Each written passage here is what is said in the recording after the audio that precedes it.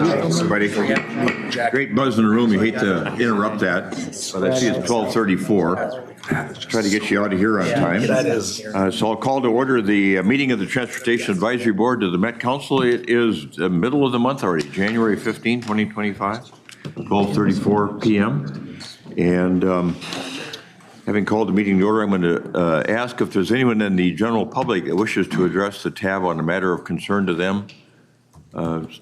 Should be something not on the agenda or scheduled for a future public hearing, or anybody want to come forward? I don't see anybody coming forward, don't hear anything. We're going to move on to reports. We had a couple-hour meeting of the policy work group. I'm going to report out on that later. And I'm going to give our TAC chair, Joe McPherson, the option of talking about it, his observations on the meeting today, either during his report or sticking around and doing it during the information session, depending on his schedule. We've got new members, some returning to the tab. Commissioner Workman from Carver County. Tom Workman, welcome. Yeah, and just introduce yourself to folks. Maybe pull that microphone over. Too boring. I've been a county commissioner since 2003, when I left the legislature, because Jesse Ventura said everything was done. Okay. That's good to know. But, so I've been, this is like my third time, I think, here. And so, former chair of a transportation committee in the House. And, you either got good transportation or you got nothing. So, let's get her done. Very good. Thanks, Commissioner. Thanks for rejoining us. And we have a new Ramsey County rep, Mai Chong Zhang. Yes. And Ramsey County Commissioner and Mary Jo McGuire is now going to be the alternate, who has been with us from time to time in the past as well. I'll let you introduce yourself. Yeah, thank you, Mr. Chair. I'm happy to be here. I've been trying to get on this committee for the last 2 years, and now I'm one of the junior commissioners on our board. So I'm Mai Chong Zhang. I represent the east side of St. Paul. I got elected about 2 years ago, going on to my third year here. And before that, before I took office, I worked at the city of St. Paul as a legislative aide to city council members. So very familiar with a lot of the transit work and a big supporter of it. In addition to that, I am the vice chair of our regional rail authority and also the chair of our housing and redevelopment authority. So transit-oriented development is very important to me. Yeah, thank you. Very good. Well, thanks for joining us, Commissioner. And then we have a new citizen rep for District E, Don Doe. Hi, everyone. I'm Don Doe, citizen representative for District E. Excited to be here to have the opportunity to help improve the Twin Cities transportation network. Right, thank you. And how about your area of residence? Where do you live? I live in Blaine, so District E represents most of Anoka County and a little bit of Ramsey County. Very good. Well, welcome. Nice to have you here. And then we've already got Victor Lake from the Prior Lake City Council working with us on our public policy making team. And Victor, go ahead and introduce yourself, please. Hi, everyone. Victor Lake, Prior Lake City Council. Kevin Burkhart was their previous representative on this board. Now I've been appointed by Metro Cities as the city representative. So glad to be here, and thank you for having me. All right, thank you, Victor. And then Mayor Taylor Hubbard from New Mayor Chaska. And we know that Mayor Winchell, who was with us for many years, is retired. And he's in the audience somewhere. Oh, man. Expect me to be here anymore. Yeah, look at he's sitting back there, he just relaxed as can be, his big smile on his face. So Mayor Hubbard, thanks for being here with us, and thanks for agreeing to serve on the tab, and please introduce yourself to the group. Sure, thank you, Chair. I'm Taylor Hubbard. I am the newly elected mayor of Chaska. I served on the Chaska City Council for 5 years, and I know I have big shoes to fill, and I was appointed by Metro Cities as well. Okay, very good, thank you. And then just as a heads up, Victor mentioned Kevin Burkhart. He's going to be the alternate, the Citizen B alternate. And we may see him from time to time. And then for the benefit of the new members, I'm going to just have us all go around and introduce ourselves. And I'll start with Elaine, and we'll go head towards Glenn down here. Elaine Kutsukos, I'm the coordinator for the Transportation Advisory Board. Jenna Ernst, I help staff the tab with Elaine. Glenn Johnson, citizen rep for D. John Ulrich, Scott County Commissioner. Doug Anderson, Citizen Rep A. Gary Hansen, Egan City Council member and Suburban Transit Association representative on TAB. Again, it's Bai Chong Zhang, Ramsey County Commissioner. Amity Foster, I'm one of the transit mode reps. Stan Karwoski, Washington County Commissioner. Myron Bailey, Mayor of Cottage Grove. Tom Workman, Carver County. Reva Chambliss, Met Council, District 2. I'm here replacing Deb Barber, who's not able to attend today. John Morris, Citizen Member, District B. Taylor Hubbard, Mayor of Chaska. Peter Dugan, Citizen Member, District H. And for all the folks that are new, those two people up there, Elaine and Jenna, they run everything. So just George Schember, I'm modal rep for freight transportation. Mark Stephenson, I'm the mayor of Maple Grove. Frank Kolash, Assistant Commissioner for the Minnesota Pollution Control Agency. Victor Lake, Prior Lake City Council. Jess Robertson, Blaine City Council, appointed by Metro Cities. Julie Jepson, Anoka County Commissioner. Mark Jenkins, Citizen Rep, District F. Bill Endicke, Citizen Rep for District G. Don Doe, Citizen Rep for District E. Brian Martinson, I'm the non-motorized representative. Chris Vaughn, one of the transit mode representatives. Mary Liz Holberg, Dakota County Commissioner. Connie Sahibjam, MnDOT, Metro District Engineer. Debbie Gotel, Hennepin County Commissioner. Jim Hovland, Mayor of Edina, Chair of the TAB. We just had one of our other members arrive. Hello, Please introduce yourself. Sneha Bradley, District C. Thank you. All right, good. Well, that's part of your new team. I think there's 34 of us total. And we do some very, very good work. Slightly more than half of the people here are elected officials, and the rest citizen reps or modal reps, agency reps. It's quite a great gathering of people to do transportation work in the region. Figuring out how to equitably spend and judiciously spend about $250 million that comes down from the Federal Highway Trust Fund. And as we work on this new regional solicitation model, or a variation of what we used to have, we'll keep you posted on that, and I'll give a report on that later from the work that our policy work group has been doing and has done today. We've got somebody who has departed us, who is not with us today. Todd Bewin from MPCA, who is an agency rep, was with us for so many years, alternating with Frank Kolash, who's been with us in the last couple of years.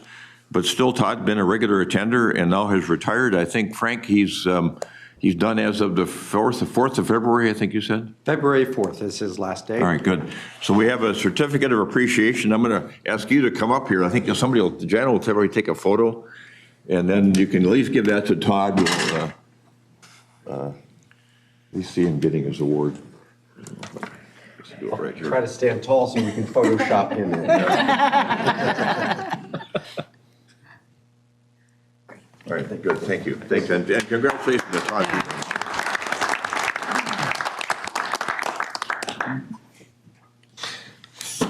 And we've got a cover for that too, Frank, we can give to you. Take along. Jan will bring that over to you. As I mentioned in the regional policy, solicitation policymaker work group met just prior to this meeting. We had some of our other TAB members sit in. I saw Commissioner Jepson was in there watching and thinking. And so thanks for being there, and appreciate input from folks that weren't around the table, immediate table, as we work on this process of looking at the next regional solicitation. And that'll be it for me for today. And then we'll move on to agency reports. I'm going to turn to Connie Sahibjam, Member Sahibjam, reporting on behalf of MnDOT. Thank you, Mr. Chair. A couple of things. One, our snow fighters, we call them. MnDOT, I'm sure the local agencies, they're doing a awesome job, although we're not having the big storms yet. Maybe we will, maybe we won't like last year. But I think they're busy at it and doing the best they can. As I've mentioned in the past, it's a little harder to find folks with CDLs, and we're somewhat short in some with our drivers. However, last weekend we had 125 trucks out, which is less than what we can, but I think it was plenty to take care of that storm. But I still worry about and ask for patience by the public to as they're going to their destinations. A quick reminder of, again, I don't like to be doom and gloom, but I think we need to have it in front of us always and talk about the numbers. A little bit of fatalities. Last year we ended, I think it's not quite official yet. I think it's 30 days after the last day of the year when it becomes official. Fatalities for 2024, we're at 471, which went up. This is statewide, not metro. Statewide, 471 statewide. A majority of our fatalities happen in the rural areas. Of that, last year in 2024, 130 was in metro, and that actually had gone down a little bit.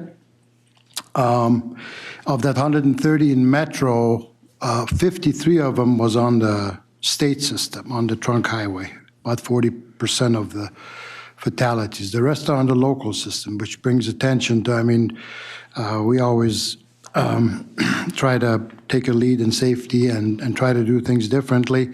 But I think a lot of things happen on the local system, so the emphasis continues there. And of that 130 fatalities in Metro, 33 were drug and alcohol related, which is about 25%, and 28% was, or 28 of the 130 were speed related. And speeds have gone up tremendously, and I hope there's some things we can do with that as far as enforcement goes. And so that's some diving in a little bit deeper for the numbers. I think we'll talk a little bit safety later. So far this year, 2025, since January 1st, we've had 11 already. And this is statewide, not just in Metro. And one, surprisingly, was a motorcycle. I don't know who rides a motorcycle when it's 5 below. Commissioner, you don't, I think. Could be. You used to? He used to, I don't know. Is there a lot of wind? But anyway, so anyhow, we're at 11 right now and hoping to keep it down, but let's keep the faith. Thank you. Thank you. Received them. Any questions for Connie? All right, let's move on then to Frank Kolash and get a report from MPCA. Thank you again. Frank Kolash, Assistant Commissioner for Air and Climate Policy with the Pollution Control Agency, and a number of updates to give you here. One, we recently closed our Diesel Emission Reduction Act grant proposal, and we have a number of proposals. We're looking through them that are going to look at electric heavy-duty vehicles throughout Minnesota. So we're looking for opportunities for not just criteria air pollutant reductions with the Diesel Emission Reduction Act, but the greenhouse gas emission reductions from those as well. And the Pollution Control Agency was also selected by EPA to receive a $5 million grant that's going to fund an additional 19 electric school buses in Minnesota. And we're going to supplement that with some of our Volkswagen settlement funds to make sure that that's most effective throughout the state of Minnesota for deploying additional electric school buses in the state, in addition to those that have been funded to school districts and bus operators directly through EPA programs. We're also preparing a Volkswagen settlement request for proposal where we plan to use the Volkswagen settlements to replace diesel switcher locomotives, older diesel switcher locomotives that are, and upgrade the emission controls on those because those tend to have high impacts for air pollution, particularly in environmental justice areas. We are also looking, as we track the Volkswagen settlement funds, we're looking at having funded over 700 different projects throughout the state through the nearly 8 years that we've been running that program. We're in the final phase of that program to fund the replacement of diesel vehicles and the reduction of emissions from diesel vehicles and the build out of electric vehicle charging in the state. Then the state is also the state Climate Subcabinet is working on our Climate Action Framework update for 2025.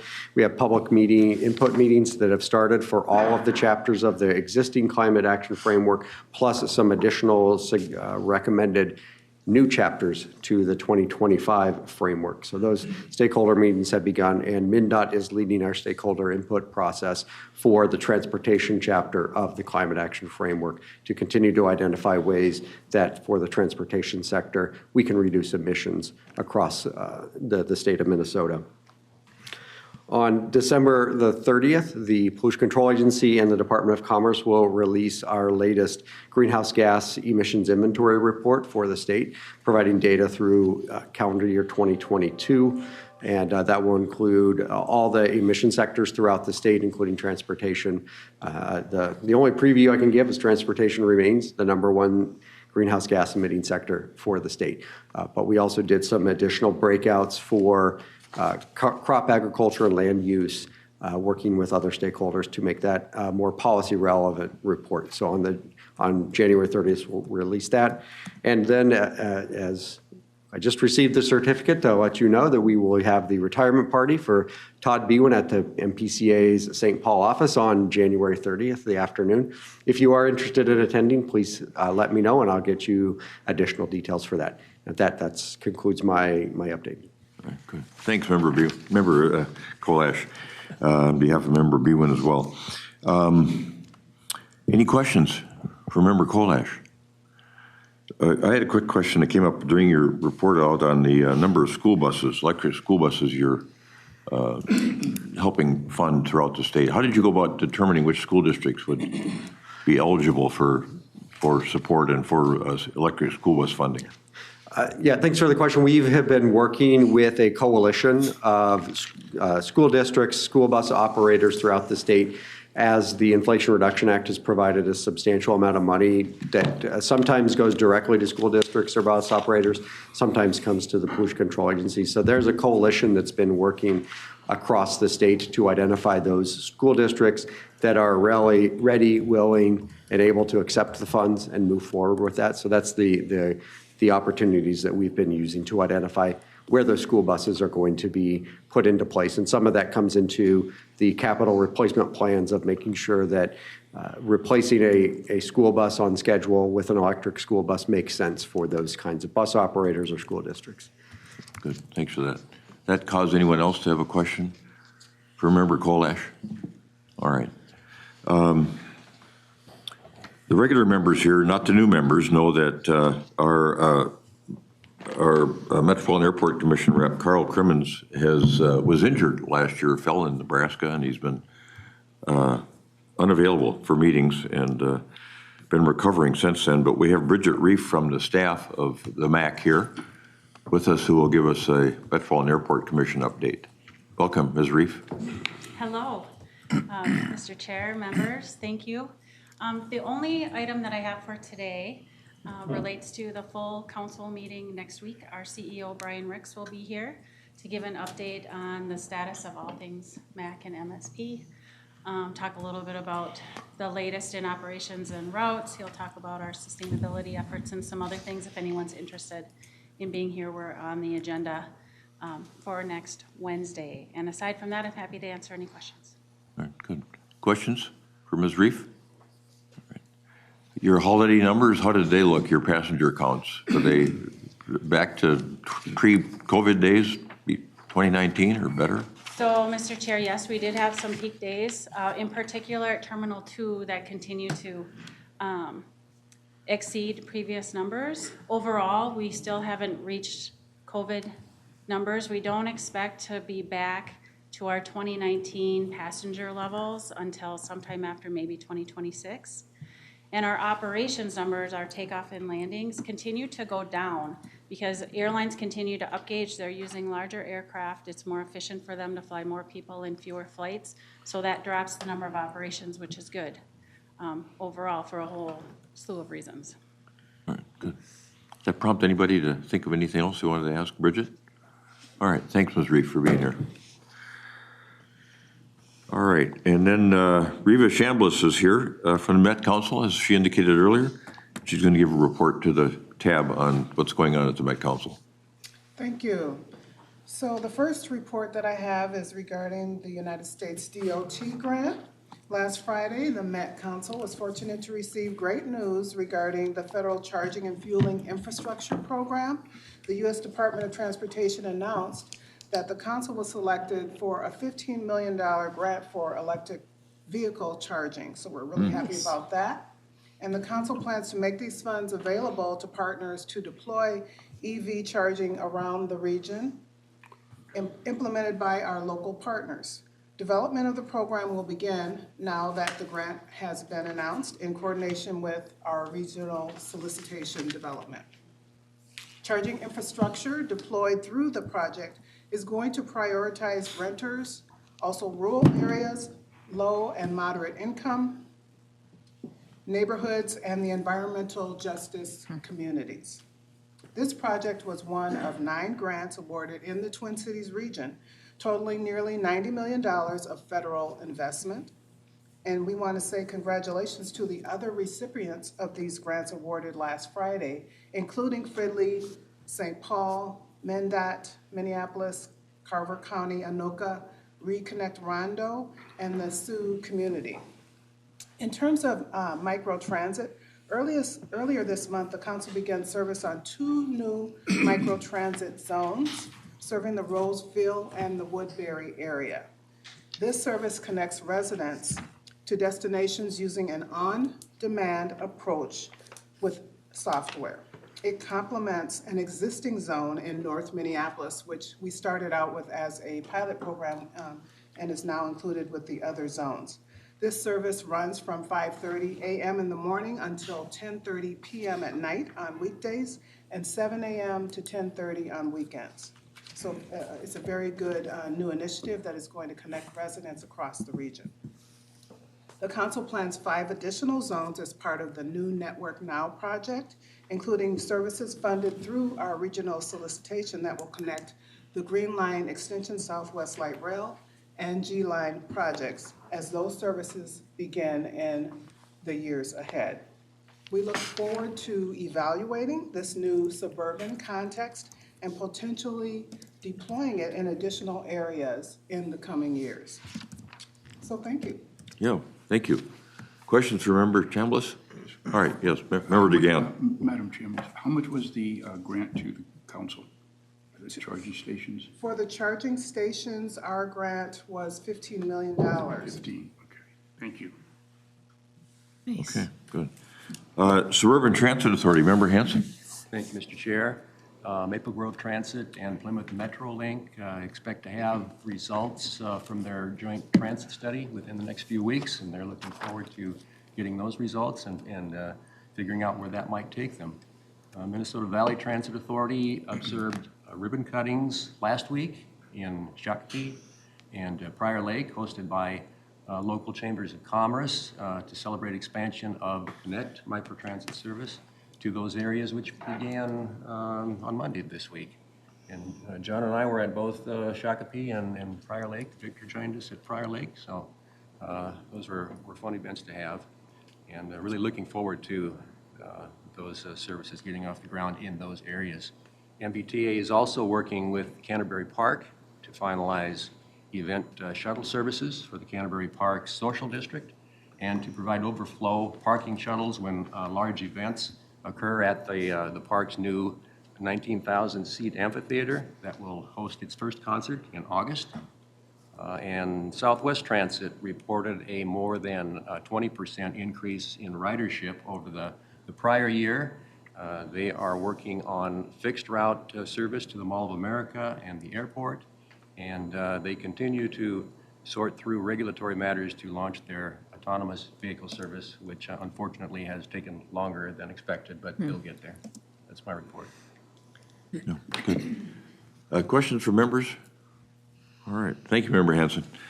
Joe McPherson is our TAC chair, our new TAC chair from Anoka County. For those of you that haven't met him before, his first meeting was last month, and he may have a report for us, and we're going to put him back to work in a few minutes here as well. Wonderful. Thank you, Mr. Chair. Good afternoon, members. Welcome to the new members here. A lot of work in front of us here in the next few months, so appreciate you being with us. The TAC met on January 8th, and we actually met in person just as a follow-up to the December 18th workshop that took place, the work session where we went through some different scenarios with the goals and targets that were brought up in the 2050 TPP and how we'd apply those to a potentially renovated, updated regional solicitation here in 2026. So I'll save my comments on that as we move forward in that action item. A few other things I wanted to mention, updates on the TAC Standing Committee membership. So With the change of the TAC chair, there was also changes with the, my vice chair is actually gonna be Molly McCartney with MnDOT. She stepped up, so we appreciate that. Brian Isaacson was the incumbent there. He did a great job for a number of years, so we appreciate him helping out. Similarly, on the funding and programming, Michael Thompson had served a couple terms with Plymouth, did an exceptional job. Glad that he did that service. And Jim Kaslucher, with Fridley has stepped up to take over that role. And then Gina Medico, who stepped in kind of halfway through Scott Merrick's term. As you remember, he moved up to FHWA. She stepped in from Dakota County, and she is actually gonna serve one more term for us, so we appreciate all of that. Additionally, as far as membership goes, Metro Cities, they appoint 8 city members to sit on the 2 different standing committees underneath TAC. So with the TAC planning, Dan Ruiz from Brooklyn Park, Charlie Howie with Chanhassen, and Chris Hartzell with Woodbury. They'll be on the planning committee. And then on the funding and programming committee, we got Paul Omi, Jim Klasucher, Robert Ellis, Michael Thompson, and Russ Matthews. So, and then beyond our action items we have coming up here, that's the end of my report. Yeah, good. Questions from tab members? Chair McPherson, oh great, very good. See you in a few minutes. And then we decided that we would introduce the Metropolitan Transportation Services planning staff, and Amy Venowitz is here to introduce the staff, and particularly beneficial, I think, for our new members. So, sure. Ms. Venowitz, welcome. Good afternoon, Mr. Chair. There should be a little PowerPoint that Yep, there is. It should be coming up in a second. As the chair said, I'm Amy Venowitz. I lead the Transportation Planning Group here at the Met Council.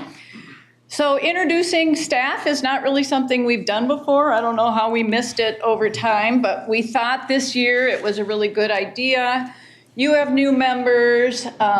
It's the first meeting of the year, so it seemed like a good time. Also, our staff has been growing a little bit over time, and we've had a lot of staff turnover over the past 4 or 5 years. So it just seemed like a good opportunity to introduce you to the people that you're going to be working with over the next 2 to 4 years. So the transportation planning staff is shown there on the right. We fit in the Met Council under a division known as Metropolitan Transportation Services. MTS is one of 4 divisions within the council. Our director is Charles Carlson. You probably all know him. Charles also has under his purview Metropolitan Contracted Transit Services, which you'll hear a little bit about, not so much. And then he also has a group that is in charge of finance and grants management. And the grants management piece has not really been something we've done in the past, but you'll probably start encountering some of those staff over time too. You met 2 of our staff when you did the introductions earlier. Elaine Kotsukos is really the person you'll have the most contact with. She is TAB's staff person. She's your administrative person and really your first point of contact. And then we have Jenna Ernst, who serves as the TAB secretary and also the Transportation Committee secretary with the council. So the transportation planning team, we do want you to think of us as your support team for both the council and the TAB's MPO work. We will be introducing the team here, but the work that we do overall, we're doing because we have both federal requirements and state requirements, and you'll be seeing those throughout the year, some of the products that we bring back to you. We're just finishing up the TPP. You've all been seeing that, and that really is a federal and a state requirement. You'll be hearing a lot about the regional solicitation, which eventually feeds into the Transportation Improvement Program. Those are probably the 2 biggest pieces of work that we do with you. But you'll also be hearing a lot about planning study work that we do, and we do those planning studies to develop regional transportation policy, develop new perspectives, and then bring those perspectives back into the TPP and the solicitation. And then maybe one of the least visible pieces of work that we do is our work with local governments. We inform them for their own comprehensive planning work, but we also interact with them on transportation policies and provide technical assistance at that local level too. So as I said, we do want you to think of us as your staff. Some of the members of TAB do have direct transportation planning staff, and we know that, and we interact with them through the TAC and other committees. But a number of our members don't have transportation staff, and so we want to encourage you as you encounter issues, questions, things that you want to know about. You should think about contacting our staff. I'm going to be introducing the managers here, and I really ask that you go through the managers as your primary point of contact. But we're here to be utilized and to help you in the work that you're doing here at TAB. So this is a look at our organization. We really organize our work into 3 primary areas. But before I do that, we have a new staff person, Abe Olson. Abe is here. Abe, we haven't had a program technical support before, so he has just started out. He will be working a bit with Jenna, and you might encounter him in other administrative ways.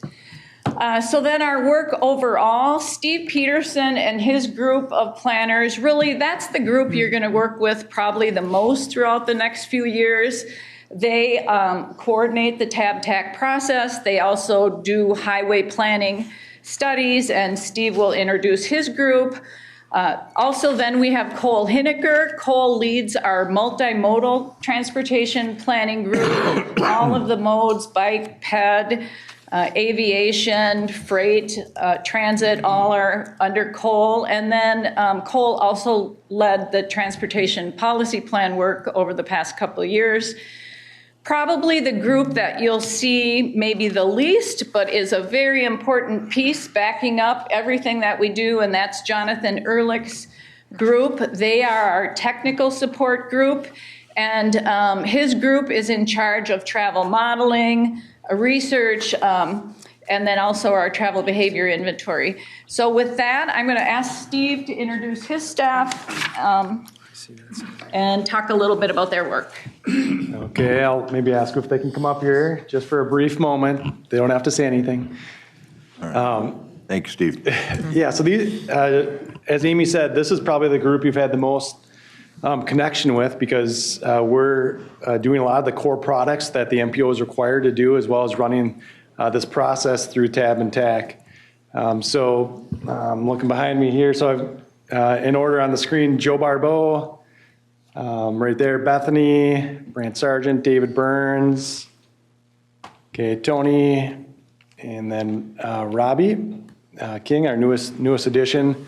So you see some, beyond the regional solicitation, another work item that we're doing is the active transportation fund. So again, we've been talking a lot about that, but the $24 million a year of the regional sales tax, so that's going to be another activity for us beyond the highway planning. So you'll see us leading highway studies that are region-wide. The last one we just did was the intersection mobility and safety study, but there's more coming, like the highway harm study that Bethany is doing here. Dave does the CMP process, congestion management process. That's one of those federally required processes that we have to do.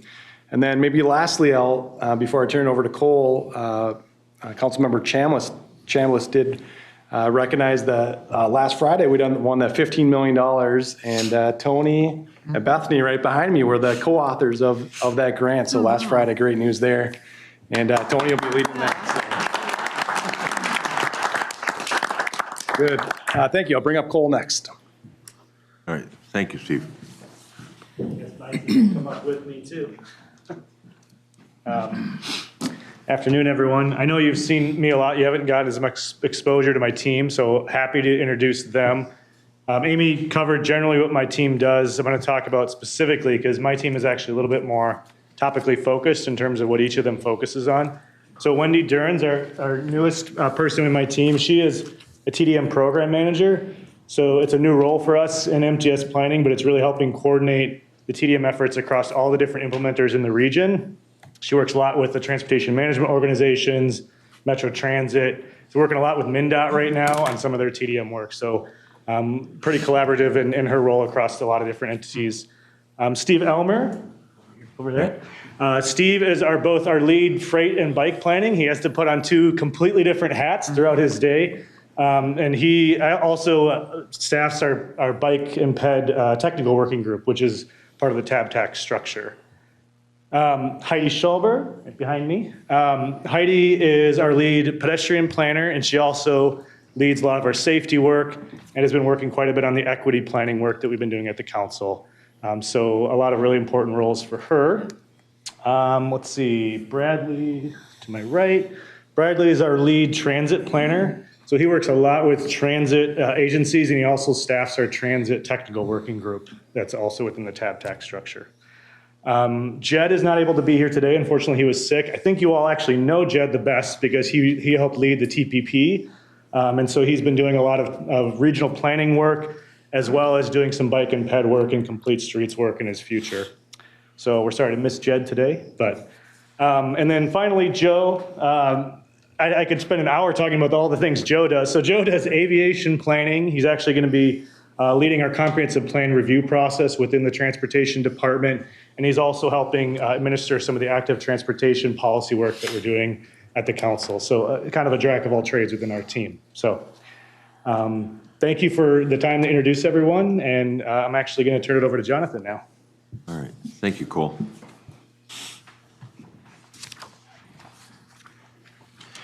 Good afternoon, and I'm here to introduce our travel modeling and research team. We have three big responsibilities: our travel survey research work, our overall data science and data management work, and our travel demand modeling. So I'll start with Dave Vessel. Over there, Dave is our primary interface with a lot of the technology work that underlies a lot of the work that we all do. He's also intimately connected with the implementation, and the way you'll see him the most is the implementation of the regional solicitation software and whatever it turns out to be in the next regional solicitation. And does a fair amount of mapping and GIS work. And then our data scientists, Liz Roten and Brandon Whitehead. Liz and Brandon both do a tremendous amount of data visualization, interactive application development, and data analytics. More specifically, Liz is working a lot with our passive data, our big data, streetlight data, sensor data, and Brandon is leading up our survey efforts, our onboard survey and our household survey. They both do a little bit of both, but those are their primary responsibilities. And then I'm going to introduce Dennis Farmer, who's our manager of travel demand modeling and forecasting, who is in charge of our regional model and our regional travel forecasting process. Thank you. Mr. Chair, members, thank you. My name is Dennis Farmer, and I manage as Johnson said, travel demand modeling and forecasting group. One of our big responsibilities is to run a series of long-range transportation models which forecast how the system will change and how behavior will change across the region under future scenarios, usually long-term, 20, 30 years. One of the big ones is two of the big models we run is we have a regional travel demand model, which when we looks at the whole system, takes demographic information and forecasts how the system, what people will experience and how the system will perform under long-range scenarios. Charles Garantula runs that. Charles also leads that effort, runs the models, makes sure that the results look good, and also has done a lot of work kind of streamlining and make sure we're using the best practices. Charles also runs the Environmental Protection Agency air quality model, which is where we take the outputs from the regional travel demand model and see how it impacts both pollutant emissions as well as greenhouse gases in the future. We also have a model that focuses specifically on transit and how transit changes in the future will affect ridership. And that is run by Rachel Wyken over here, who runs our transit model. Also, Rachel does a lot of work. Rachel's sort of our GIS specialist, so she does a lot of work making sure that we're representing the system and mapping the system that we put into the model. And in addition to that, Rachel has done a lot of mapping work for the transportation policy plan and bringing a lot of those maps online, and has received a lot of kudos and recognition as a result of a lot of the improvements she's made in the mapping. So that's mainly what we do.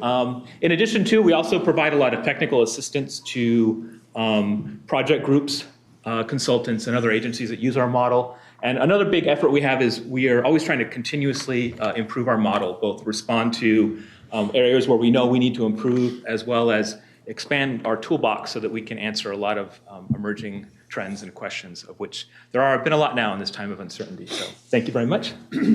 Thank you. All right.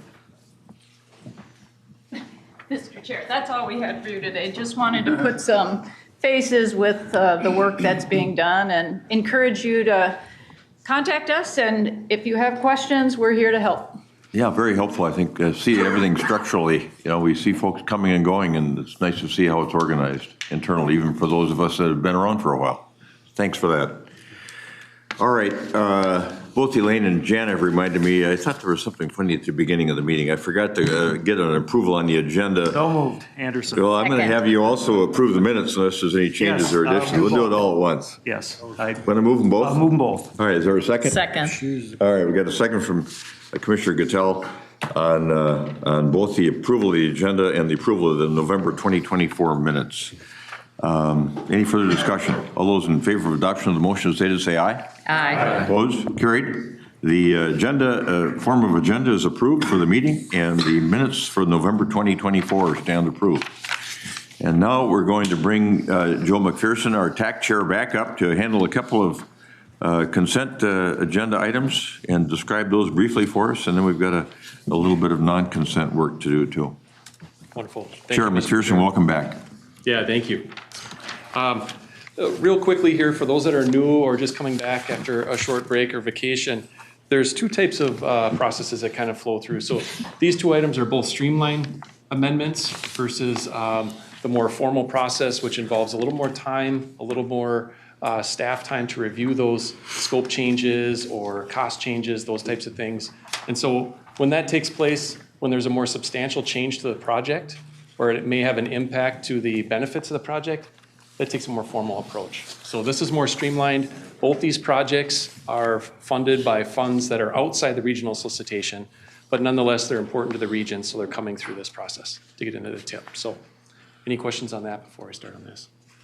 Okay, so this first item here, MnDOT requests an amendment to the 2025-2028 TIP to reduce the costs and combined scopes for the I-94, I-35E bridge improvements.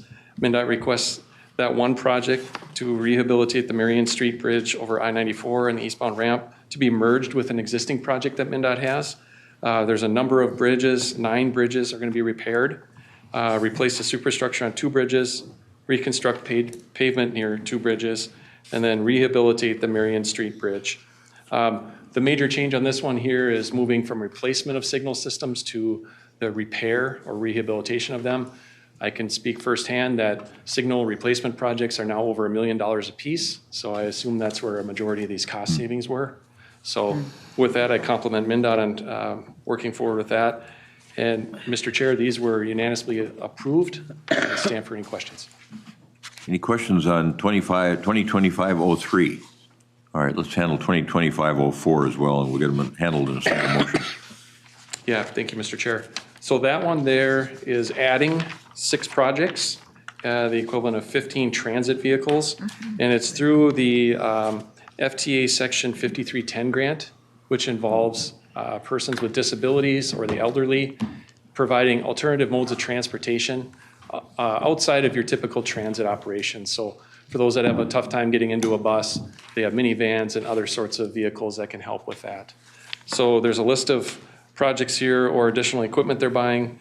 The purchase of 2 expansion minivans for LifeWork services, 3 expansion minivans for Midwest Special Services, 4 expansion minivans for RISE, 1 for the DARTS program, 2 expansion minivans for new tracks, and then 3 expansion minivans for TSE.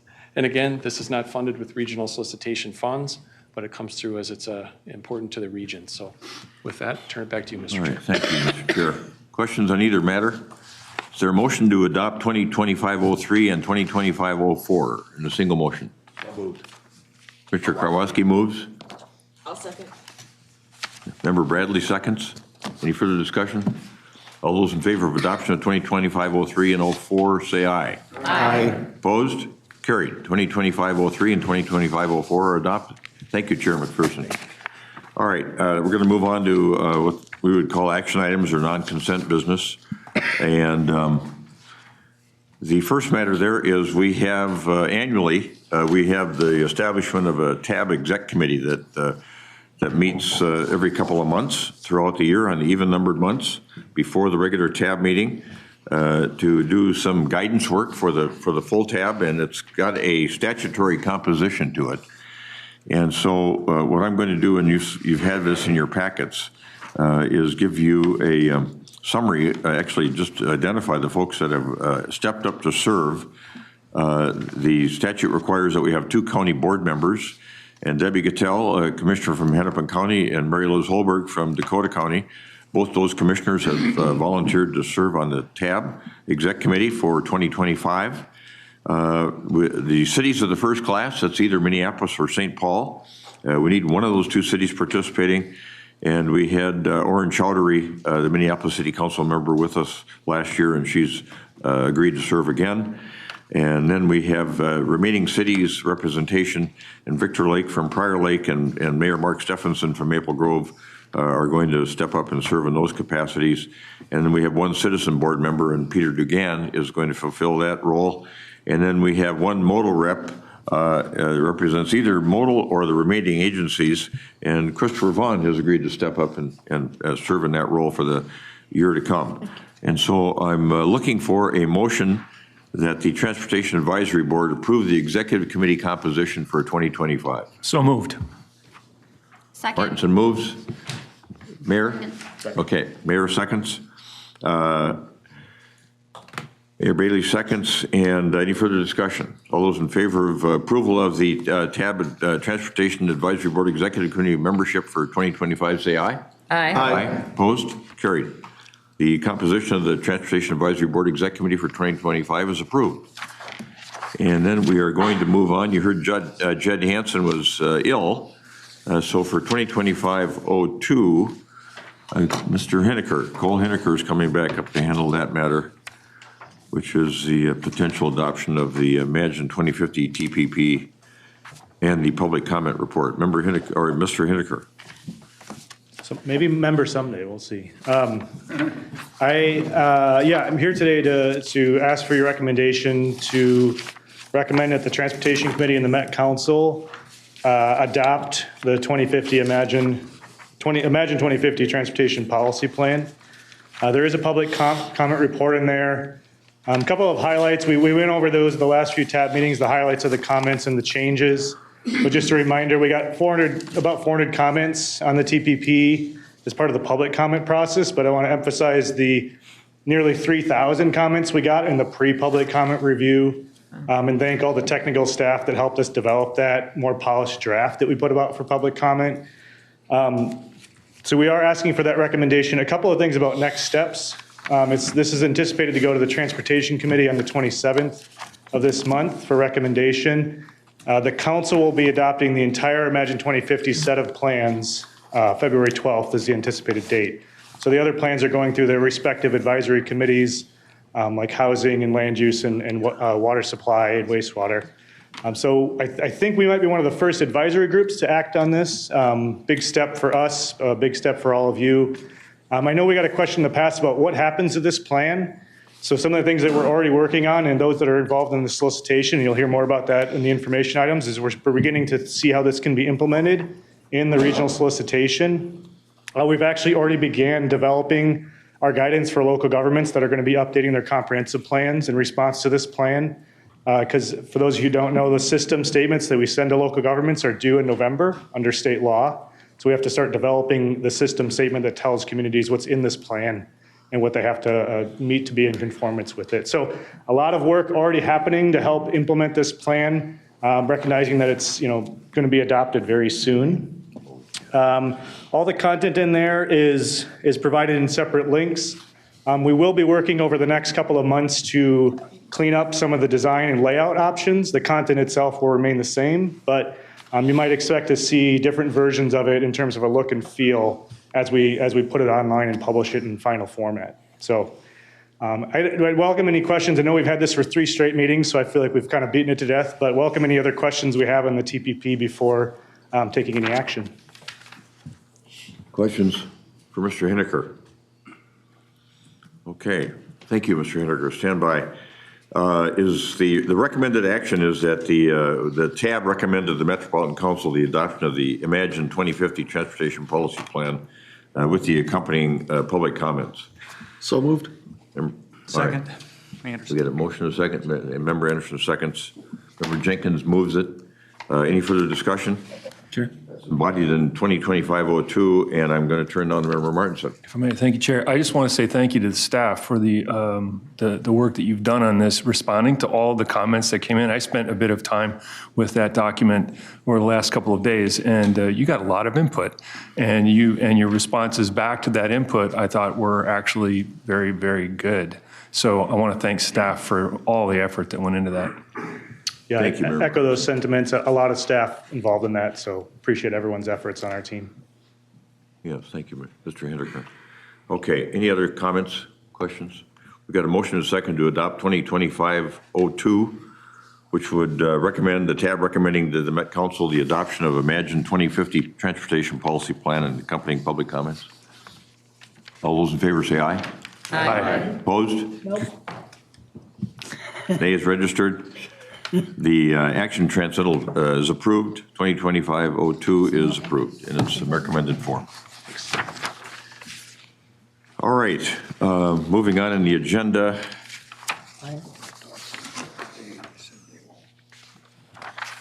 So I want to give you, we talked earlier, and I'm going to have Chair McPherson come back up here. You know, over the past several years, we've been working on, as we work on the regional solicitation, we've been doing it primarily by modal category with funding ranges within modal categories. The modal categories are roads, bridges, transit, TDM, bike, ped.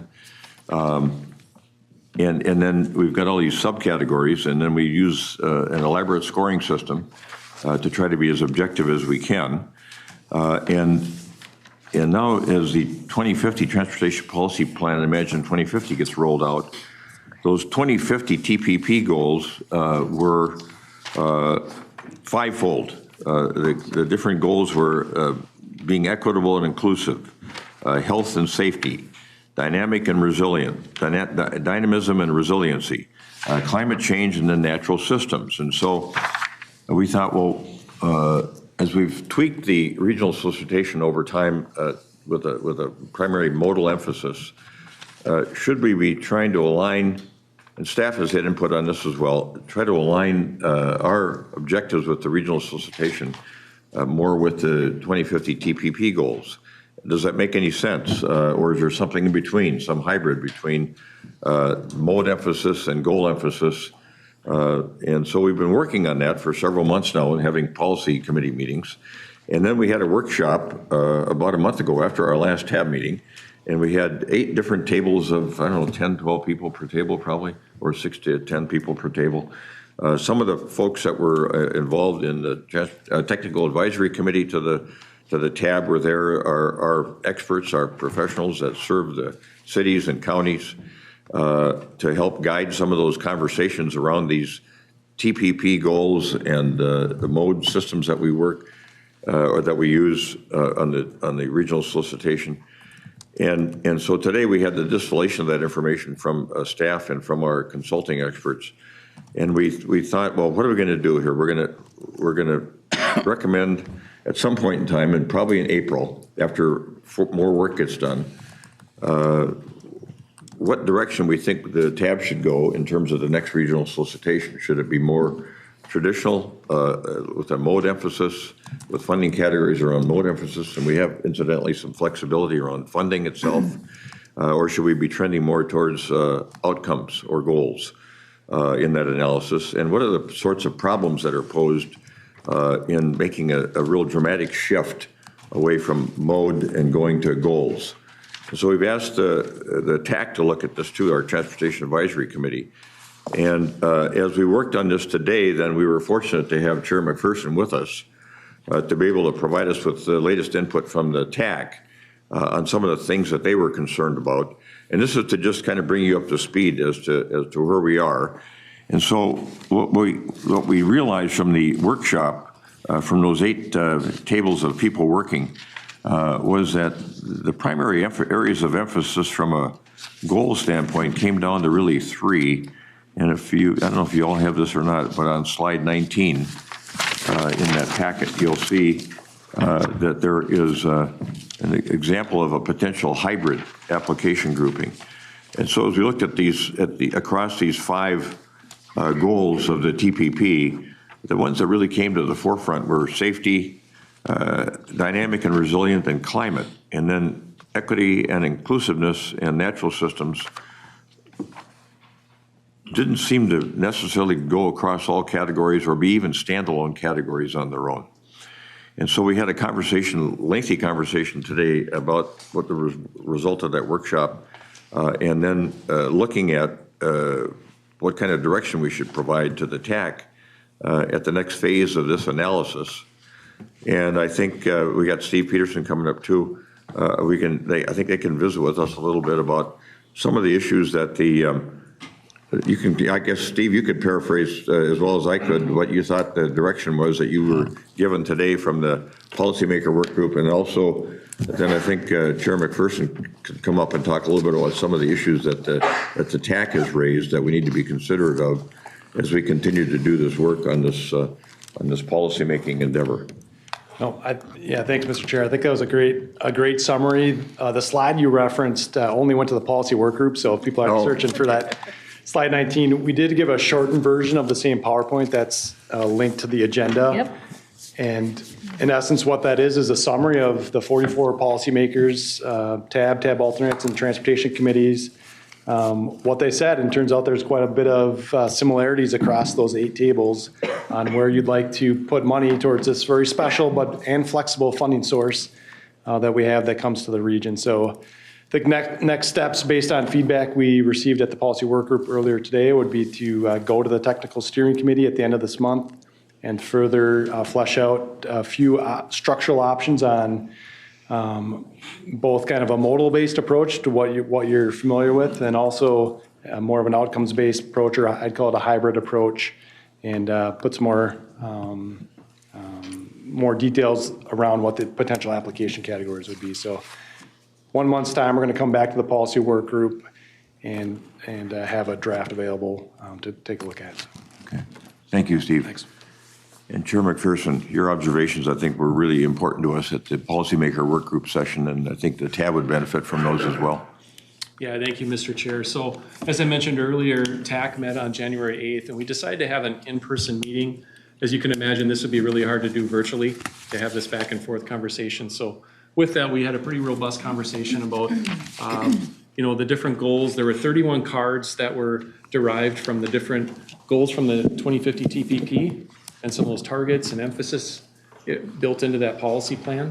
And so with that, a number of the technical folks did attend the December 18th meeting and went through the process. We worked through the work session. We were at table number 8, I believe the number was. And so we ran through the same stuff that a lot of the policymakers worked through and had our own kind of perception of how that went.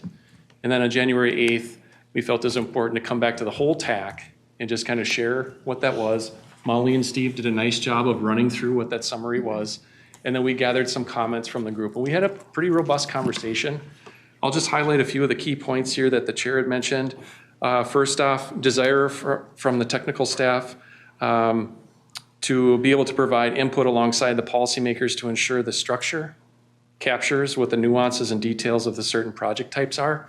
So right now, our current regional solicitation process is modal-based. And so if we're going to look at that more goal-orientated or outcome-based approach or some type of hybrid, just make sure that the two groups continue talking, which we do, and have that emphasis and opportunity with each other. To achieve the goals, project criteria cannot be watered down with too many criteria and measures. So I think that's important when we start looking at some of these goals that are in the 2050 TPP. A lot of our members were mentioning that, if we pick one. So safety is a big topic. I think that resonates with all of us. We all have safety issues within our communities that we're trying to address. If that's one of the funding metrics that we want to go with, one of the buckets, we want to make sure that we don't try and water that down too much when we start applying different measuring criteria. Currently, as the chair had mentioned, we just met before with the policymaker work group. Some of the current regional solicitation application categories have 6 to 8 different measuring criteria that we have to work through. And so if we really want to focus on one of these goals, maybe limit that. Maybe we have 2 or 3 that we focus on. Similar to the Highway Safety Improvement Program, which is pretty easy. It's a simplified application process, and it's got a pretty easy way of measuring those outcomes. MnDOT's done a nice job with that program. A need to clarify and think carefully about the wording of the different project categories. And that's more a nuance of the cards that were out there. Staff did a great job of trying to water down a big goal into just a few words. But depending on who you're talking to and who reads the card, they may have a different perspective on that. One good example is ADA. There was a card in there, and don't hold me to this, but the wording was essentially the goal should be meeting ADA or going above and beyond. As an engineer, when I look at that, I think to myself, well, ADA is a standard. That's a bare minimum that we're working with. We have to meet that on every project. What do they mean by going above and beyond? It could be one group thinks we want to have more access for transit. One group could think it's more of a micro-transit thing. Or one group might think that do we just need more involvement as a community and an opportunity to talk to the project stakeholders and developers. Desire for asset management to be included as a project delivery category to address roadway modernization, bridge condition, et cetera. General support for outcomes of the workshop, but the devil's in the details. Again, that's getting into that next stage where we start refining and figuring out how we're going to measure these things. So currently, I know a lot of you know this already for the new members. When we go through the regional solicitation, there are approximately 60 to 65, roughly, people that volunteer to help score those applications. So it's a lot of work. And then a big one at the bottom here, there's more, but for the sake of the meeting today, geographic balance. I know at the end of the day, we go through the scoring metrics, we have the funding ranges, and then all of you get to come here and arm wrestle with each other on which projects are going to be awarded the funds, where that funding line is going to be drawn. And so that's another thing that we need to take into account as we put these funding groups together and whatever analysis that is. So turn it back to you, Mr. Chair. Yes, thank you for that update from the TAC. I think next steps, Steve described it briefly. I think the group kind of had a soft consensus around taking these 3 primary, the categories that looked like they were most likely to stand alone, maybe that's one way to put it, that were out of the TPP goals, and that was safety, dynamic and resilient, and climate, and see if we could develop through the TAC, if it was practical and realistic to develop some kind of a scoring system that would align with those goals, or whether we have to be trending more towards what we know and have been working with, and that was doing things from a modal standpoint and not a goal standpoint. And then with respect to those other 2 TPP goals of equity and inclusiveness and natural systems, they're going to kind of ride along on the side, if you will, for the time being until we kind of figure out what the TAC can do, and they're going to look at these issues as well, and then come back to the work group. And at some point in time, we've got, look at our schedule here. We'll be back in front of the tab, I think, in April. We've got to make a decision in April, but Elaine, I guess I'm in the appendix here. Yeah, so we'll be back in February or March. We got another policy work group, and we'll give another update.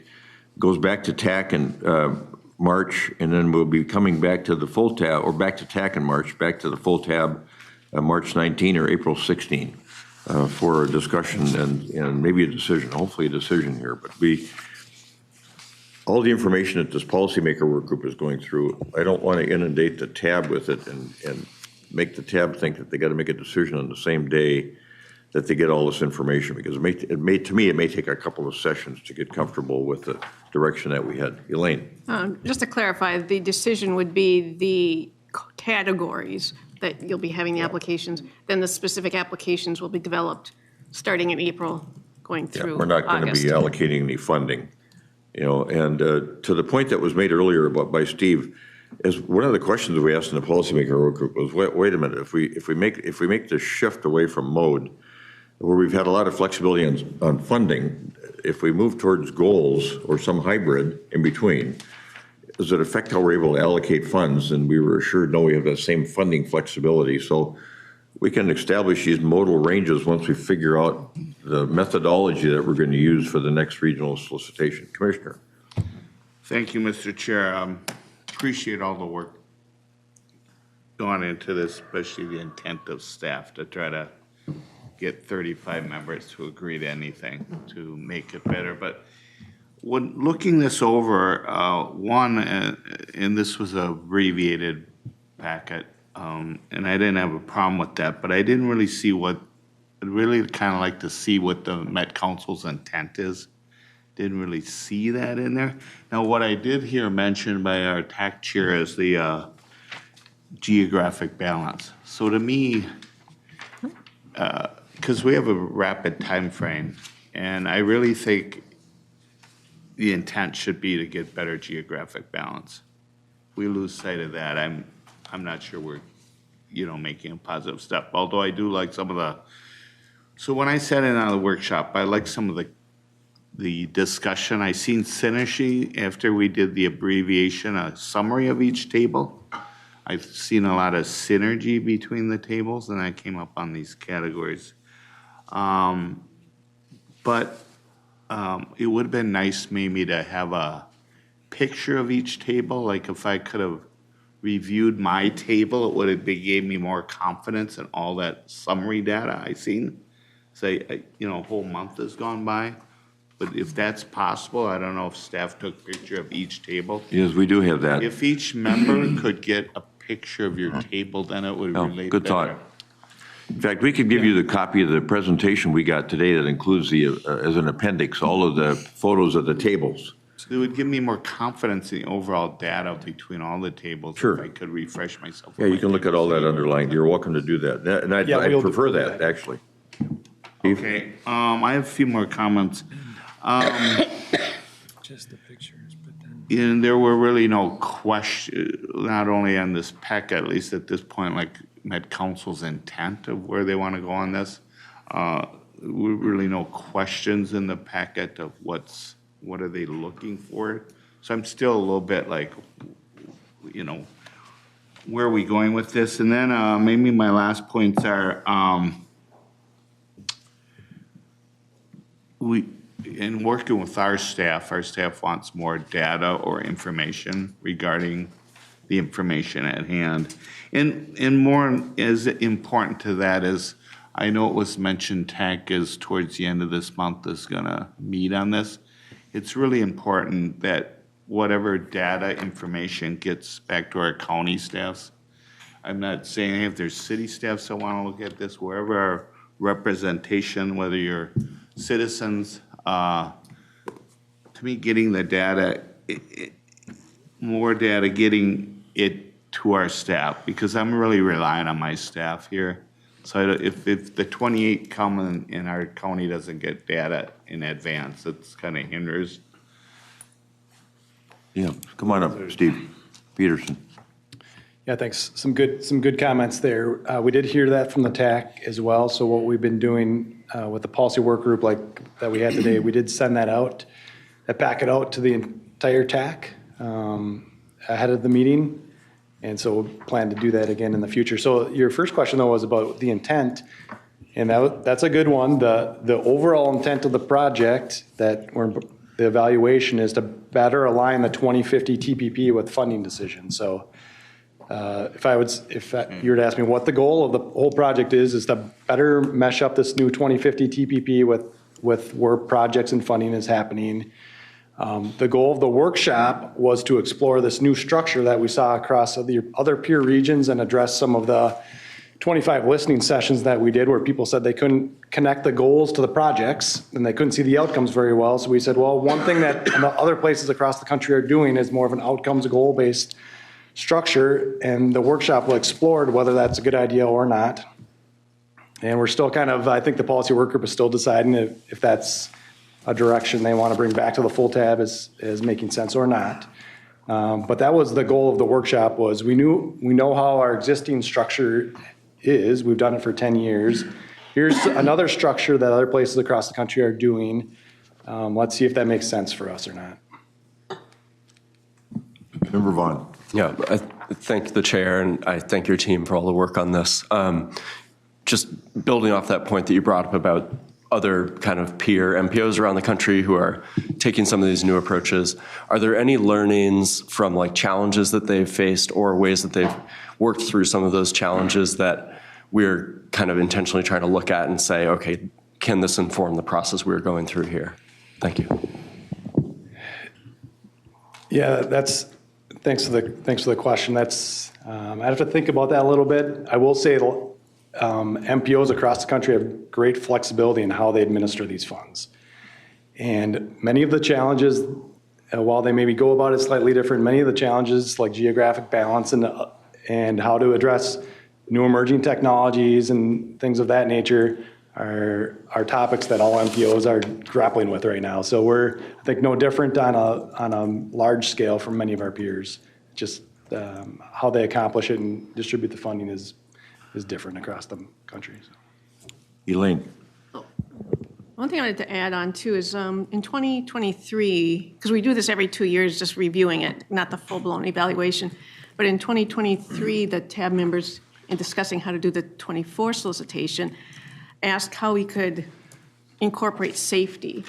And we tried to figure out in a short time frame, could there be a safety application? And at that time, there wasn't enough time, so they decided to just add 100 points to all the safety measures, so the applications that had a safety measure. And that was the stepping stone till we got to the evaluation and have this discussion. So I think part of that is now looking at safety. Is it a standalone or something different? Or is there other goals and outcomes? That was was punted down to this evaluation to figure out how to incorporate safety. And then the TPP was being adopted, which did today.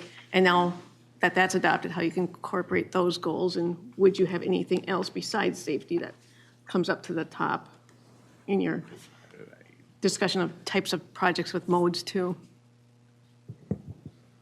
I think that safety is a good example of a conversation we had in the policy work group session was around that very topic of safety. We just every month we hear Connie report out. Here we're only 15 days into January. We've already killed almost a person a day, or a person a day has been killed on our roadway systems.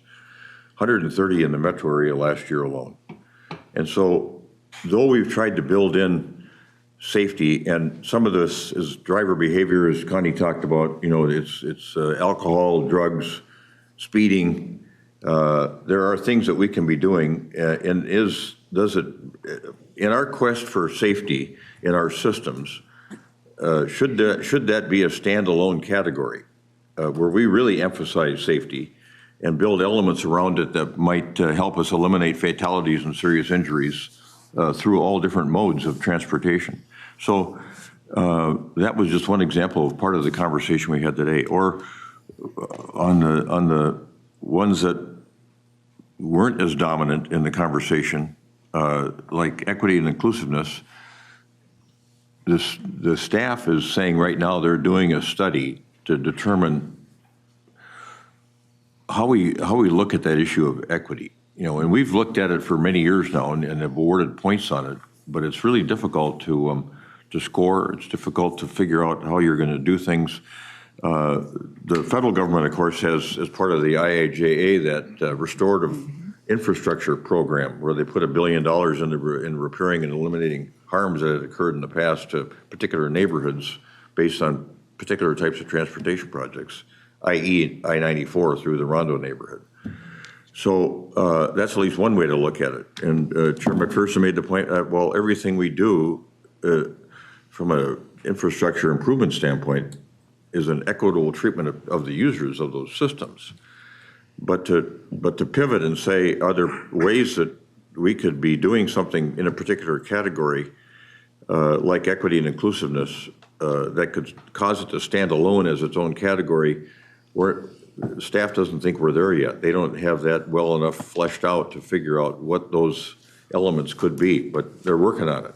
So we thought, well, we could park that one for the time being, but still let the TAC think about whether it should continue to be part of everything we look at as a part of a scoring system through the different measures, or could it eventually stand alone? But we won't have to deal with that, I don't think, on this particular session, but that might be something that Tab talks about. So just an example of some of the conversation that went on at the meeting, and maybe some of my colleagues that were part of the policymaker work group wanted to opine too on some of their observations. But Member Bradley, did you have your hand up? Oh, yeah. Yeah.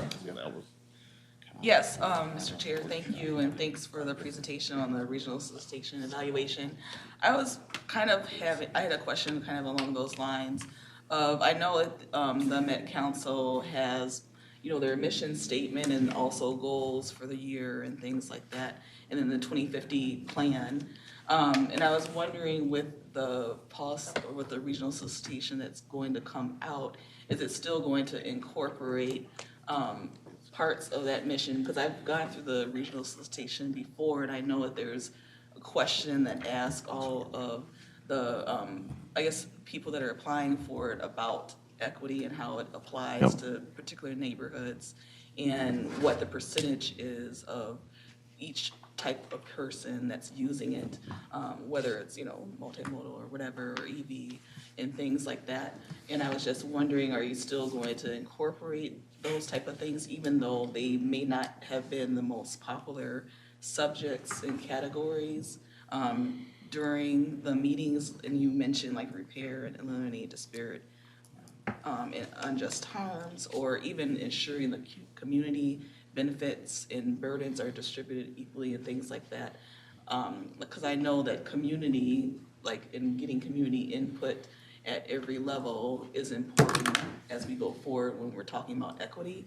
And I was just wondering, is that going to be included, or it kind of sounds like some things are going to be put kind of like on the back end in the parking lot. Yeah, that maybe would not have been the best way to put it, but I think we're going to ask the TAC to look at how to continue to incorporate that concept that we've used in the past, but not maybe in a single category, but it's spread across categories.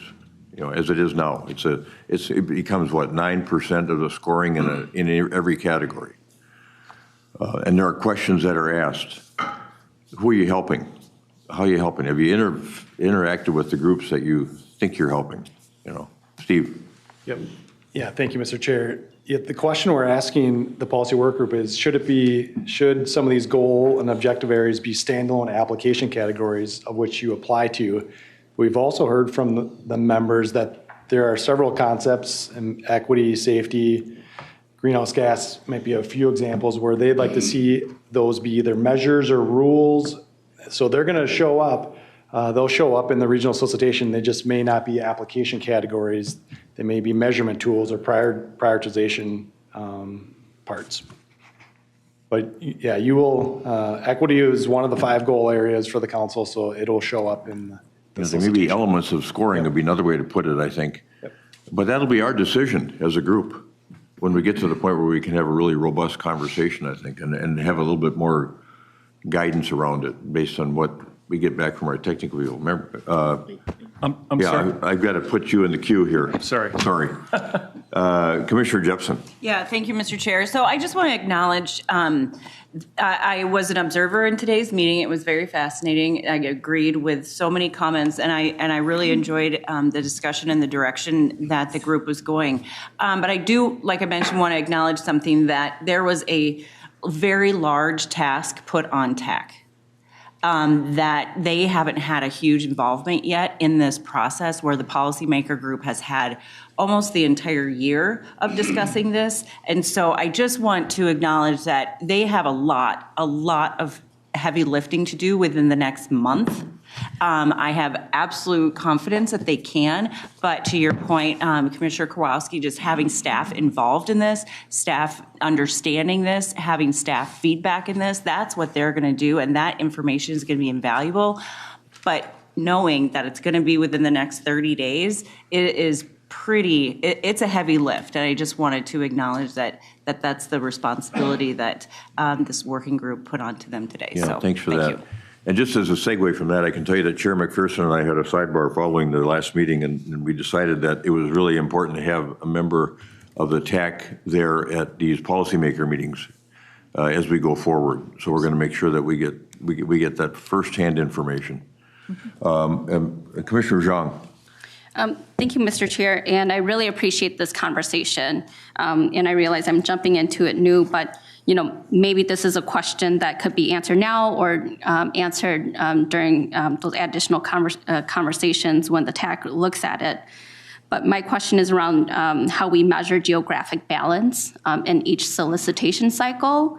Are we comparing cycle to cycle, or are we comparing it against our current system that we have for geographic balance? And then number two is around safety. How are we defining safety? Are we defining it in terms of like health, air quality, the infrastructure, or like how the road is set up to reduce fatalities, or are we talking about people's experience on transit? Okay. Thank you, Mr. Chair. You might want to be on the policy work group. We'll get you on there. You got a lot of good ideas. I'd be happy to. Yeah, maybe just briefly, and can talk to you more offline here too. Geographic balance, we tend to look at it over time because we do a 2-year solicitation cycle, but these things ebb and flow because projects are coming in at $7 or $10 million a piece. So we try to look at over several cycles. We've looked at it a lot of different ways. Sometimes it's by within each county. We've looked at it by land use areas, kind of rings going out from the urban core. We looked at it in quadrants. And generally we compare that against either population or jobs, and the density of those in those different geographies. So we've looked at a lot of different ways. We know that's an issue that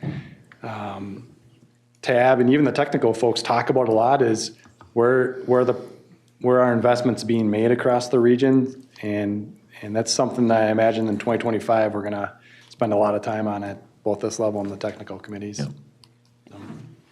And then you read a second question. Safety was the second question. Mm-hmm. Yeah, so safety I think comes in the TPP in a kind of a variety of ways. There's kind of the traditional kind of vehicle, pedestrian, bike, ped safety. Transit safety is another objective in the TPP, and I think your other point was maybe the public health side of things, and that's also encompassed within that broader goal. But I think you're right. We've heard from stakeholders that safety to different people means a lot of different things. Mm-hmm. So, yeah. Okay. Yeah, but the geographic balance lens is the last lens we put on every time we do it. But we achieve that balance over time, not necessarily time after time or each subsequent solicitation, but the point he was making. All right. Elaine's reminding me we got a lot of work to do yet today. But we got Mayor Bailey and then Commissioner Ulrich and a couple more folks. No, it was good. Oh, okay. You're good. Commissioner Ulrich? Just a question to Steve. If we could, you don't even have to stand up for this one. If we could get a link to, say, 3 regions that have used this goals-based approach, both the TAB members and TAC members, if we could just get some examples so we could see how it shook out in those regions. Okay. All right, good. Member Martinson? I'll pass. Okay. And then Member Chambliss. Thank you. It's really good being the vice chair of the Transportation Committee of the Met Council to hear all the different representatives, and it just amazes me as how we can become aligned after having these really good and rich conversations. I'm very proud of the work that the Met Council does in terms of equity. And in the policy working group that I attended this afternoon, it was stated that it's really important for evaluation and measurement to define what equity is. So when it is applied, that there's an understanding of why we're applying it, how we're applying it to achieve the goals. I don't see that, I want to understand how equity could stand as a category by itself when equity is something that is an outcome, that in order to achieve that outcome, it must be applied. So I'm sure that those are some of the discussions that are going to be tackled in the next working groups. But I think it's really important to start with that framework so that when you have the discussions, you can have that alignment. And I appreciate the comment about having that definition. It's really important for the measurement and the evaluation, which is what we're trying to do. Thank you, Member Chambliss. All right, good. Can I have the last comment? Yeah. Go ahead, Commissioner. I'll be short. You can be the I'll be short because last voice. I just want to say one of the things I said to a chair is the conversation was very great and very rich in our policy group. So I really appreciate that. I think there's a lot brought to the table. I think one of the things is lessons learned. I think is that there wasn't enough of the technical people and enough of the TAC people to help us make decisions there too, so that we could brainstorm with them as well. Because we know that there's a real piece to this in the implementation phase, and so in our conversations at the policy group and a depth, we have loaded up TAC with a lot. We realize that, but we also rely on that technical expertise because they can tell us whether it works or not. I think we're really concerned about how the winners and losers out of a different process, looking in another process. And again, geographic distribution is one of those, but also how much more difficult it might be for a smaller county or city versus a larger county or city to be able to apply this and to get through that. And so we gave them a lot of latitude, I think, and even moving around some of working with the goals a little bit, just to make it work, but still keep the goals, but maybe move things around. I think we need to have a really good product out of this. I think a hybrid's going to really work well, but I just want to make sure that it works well for everyone. And I think that's what TAC can bring to us. So. Good. Thank you, Commissioner. All right. Another part of this regional solicitation evaluation work we've been doing is the work of the Active Transportation Group, led by our member Glenn Johnson, who has been chair, and Brian Martinson has been serving as vice chair. They've done terrific work together through this group. And as Chair Johnson begins his report, I'll just ask you to quickly give a 60-second overview for the new members, what Active Transportation is all about. Why are we doing this work? Yes, thank you, Chair Hovland. Again, I think there's a lot of new people, so I will be quick on that. And also we have really exciting presentations. I want to talk about arterial BRT in a moment, so I'll be very quick. So more or less, the bottom line is there's additional funding that has come through from a regional sales tax. You might have heard of that coming through in terms of transit and a little bit of housing. A small portion of that comes to TAB to be distributed for active transportation projects. And so active transportation really boils down to bike and pedestrian, and we've sort of defined that as safe routes to schools as well, some of those programs. And so we have to figure out how we're going to use that money. And so this work group is advising TAB, and we've brought forward some recommendations so far, but we really are trying to align with the regional solicitation process. So it will be separate, but really making it so it's an application that happens at the same time. There was a discussion that happened, I believe, almost 2 years ago about should this be an entirely separate solicitation in 2025? And everyone said there's no bandwidth for that among any party at all. So we're aligning with the regional solicitation. But I will point out that the regional solicitation, that $250 million of federal funds that comes through, really has certain requirements that are attached to it. The sales tax money has different requirements attached to it. And so we have to treat the money differently. It's state funds that are now, really regional and controlled by TAB. So it's really thinking about those in a complementary way is where I'll leave it on that. So just as the last bit of background on that, we didn't want to let the money sort of sit in the bank for this length of time because it began collection, I believe, in October of 2023. So otherwise, we wouldn't have spent anything if we hadn't done anything yet because the regional solicitation is 2026. So last year, along with the 2024 regional solicitation, we brought a recommendation which the TAB accepted and passed along to spend $19 million on 17 projects. So that being said, our goal really is to listen to what the policymaker work group is going to determine for the broader structure. We're going to have some conversations and react to that to figure out how do we fit within this broader ecosystem of funding streams. And just as a note about how much money this is, it's about $24 million a year. So, I'll just sort of use the back of the envelope, 50 million, $250 million from federal, 50 million about for this local sales tax. This is a significant contribution to the total funding stream we have, so we need to do it right. So I'll leave it at that because we don't have much otherwise in updates until the policymaker work group has met and done more. But I'll stand for any questions if people have them. Yeah, thanks, Chair Johnson. Any questions for the chair? Okay, very good. Thanks for that great report. All right, we got a couple other matters to cover in the informational portion of the agenda. ABRT update. Katie Roth and Kyle O'Donnell Burrows are. Katie coming up, they're both here. Good afternoon. Thank you, Chair Hovland and members.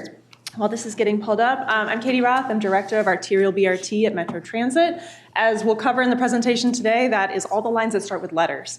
But we're here today to give a brief update on the expansion of Metro Transit's Arterial BRT program. Obviously, this has been a big recipient of TAB investment through the regional solicitation over the years, and so I want to provide a status update on where we're at with that. And then also I'll be handing things off to Kyle O'Donnell Burrows, who manages the planning for these lines, to talk more about how we're going through a process this year to select the next lines in the program. So first off, just to situate, especially the new members, but for everyone in the room, what we're talking about today with Arterial BRT relative to the rest of the Metro Transitway system and the other types of BRT in our region. So our region's policy defines 3 types of bus rapid transit: arterial, highway, and guideway. For our customers, these all show up as part of the Metro system, which means they're more alike than they are different. They're all fast, frequent, all-day service that connects people to a number of destinations. But in terms of the 3 different types, Arterial BRT primarily upgrades and replaces our highest use local bus routes in the region.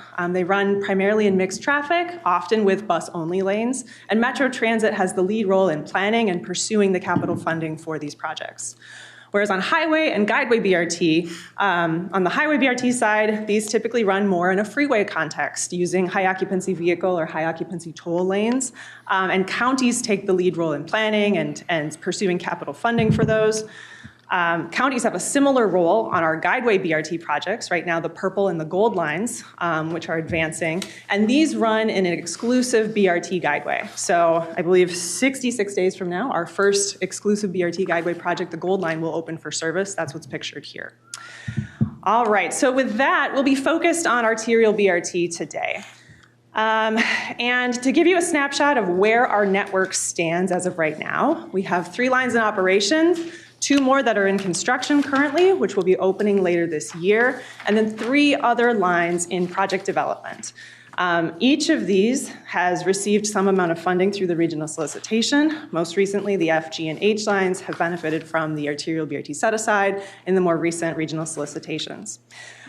So to give you a little bit of a highlight of where we are on each of these 3 categories, I'll go through these in turn, focusing first on the A, C, and D lines that are in operation today.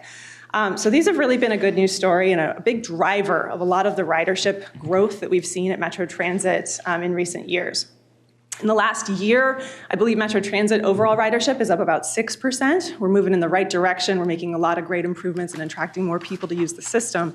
BRT is a big driver of that. Within the BRT system that includes the AC and D lines, as well as the orange and red line that are also in operation, we've seen ridership grow by about 17% over 2023. And the D line alone, ridership is up 21% on that line. We opened that in 2022. So as we think about right now where we're at, we're able to kind of compare year over year for the first time since that's been in operation. And seeing 21% growth is a really big deal in that corridor that runs from Brooklyn Center down to the Mall of America. The D line itself now carries about 69% of the ridership that the Blue Line carries, which the Blue Line is a light rail line, and this is on the BRT system. So a lot of great ridership success here in the BRT network. I also want to call out some things related to safety and security. That is a big priority for Metro Transit. We want all of our customers to experience clean, safe, and welcoming experiences on board all of our services. And as part of that, earlier this year, we began what's called our TRIP program, or Transit Rider Investment Program. These are non-sworn civilian staff that ride our services and are checking fares, monitoring onboard behaviors, assisting riders. That started out on the green and blue lines in February of last year, and as the program has grown, in December they began riding the C and D lines. So we look forward to future expansion onto the lines that will come into operation this year with our TRIP program as well. In the middle, I've got the B and E lines. Those were both in construction this year. We had a very big construction season. On the B line, which runs along Lake Street and Marshall Avenue, most of our infrastructure is complete, that being the second season of construction we've seen on that project. A lot of great partnership, especially with Hennepin County, to deliver a bigger suite of multimodal improvements on this corridor. And on the E line, we wrapped up our first season of construction, where 20 stations are now largely complete. We have another season of construction coming up this year, and then we'll open that line for service in 325 days. I'll also note on the B and E lines, we are in the position of being able to also coordinate with a lot of other regional solicitation funded projects in these corridors. On the E line alone, there were over $18 million of regional solicitation funded roadway projects that we coordinated work on the E line with in that corridor. And then finally, we made a lot more progress on the F, G, and H lines. I'll note that on the G line, which runs in the East Metro on the Rice and Robert Street corridor, we engaged over 1,300 people in our planning process for that line this year and are getting positioned to bring forward a final plan for where stations will be located this winter. And then on the F and H lines, we're continuing a lot of coordination with our partners at MnDOT and elsewhere to coordinate the way these projects will be delivered alongside a lot of other roadway improvements. So with that, I'll invite Kyle O'Donnell-Burrows up here to speak to the arterial BRT plan updates. Thanks, Ms. Roth. Thank you, Katie. Good afternoon, TAB members.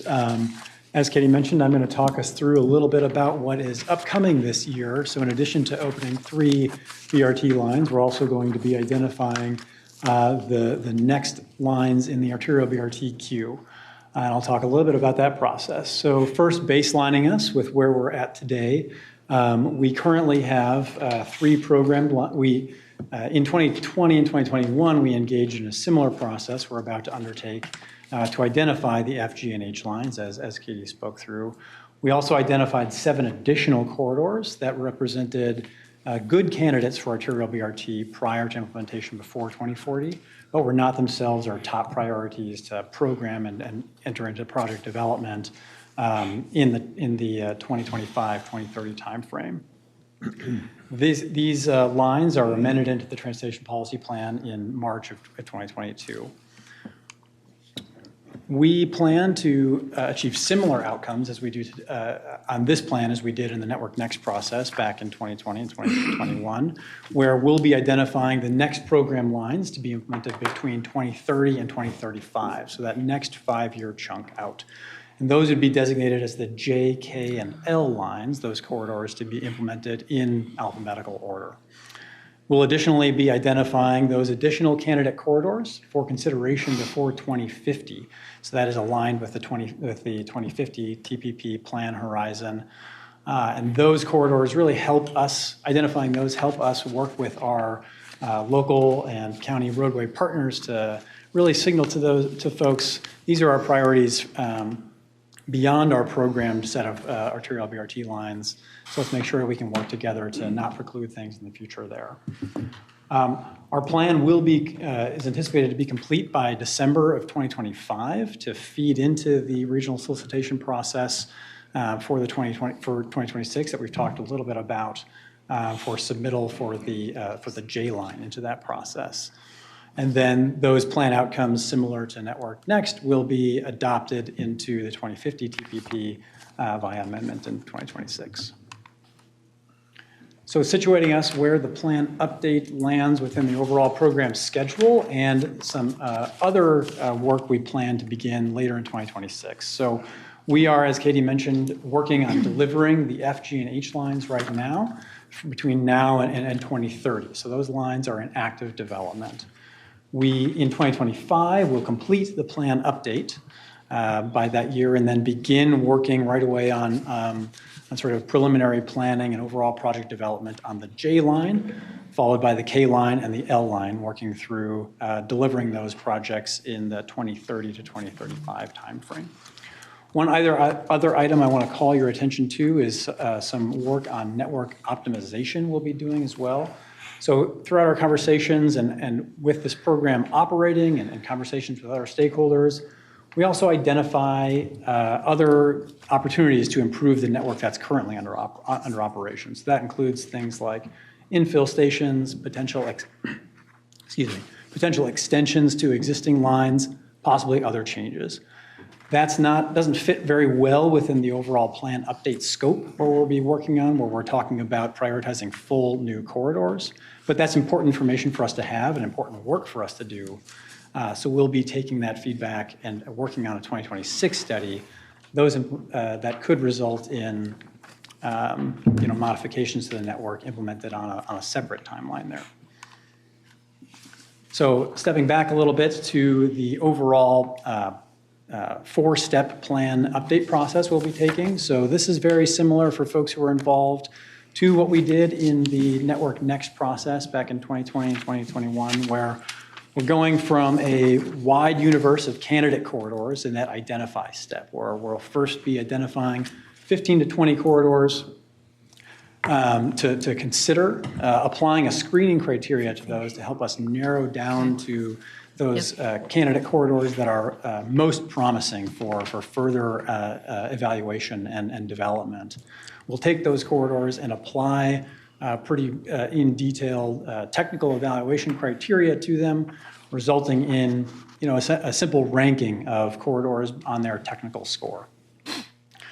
Now, we know that the sort of technical numbers are one important part of this overall process, but not a complete picture. So we'll be working with our regional partners and TAB partners and other local partners as well on prioritizing those candidate corridors, really integrating things like aligning planned and programmed roadway projects, how these things affect how these lines integrate with the overall transportation network, and that type of thing.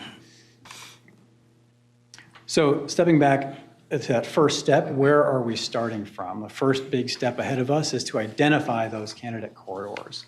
So we see several key inputs to that process, obviously starting with what's in the TPP right now. So that's our first step. We want to be including these candidate corridors and then building from there, looking at our existing and current high frequency, high ridership corridors where we're making investments in areas where we know people are riding now and we know more people would ride in the future with improvements.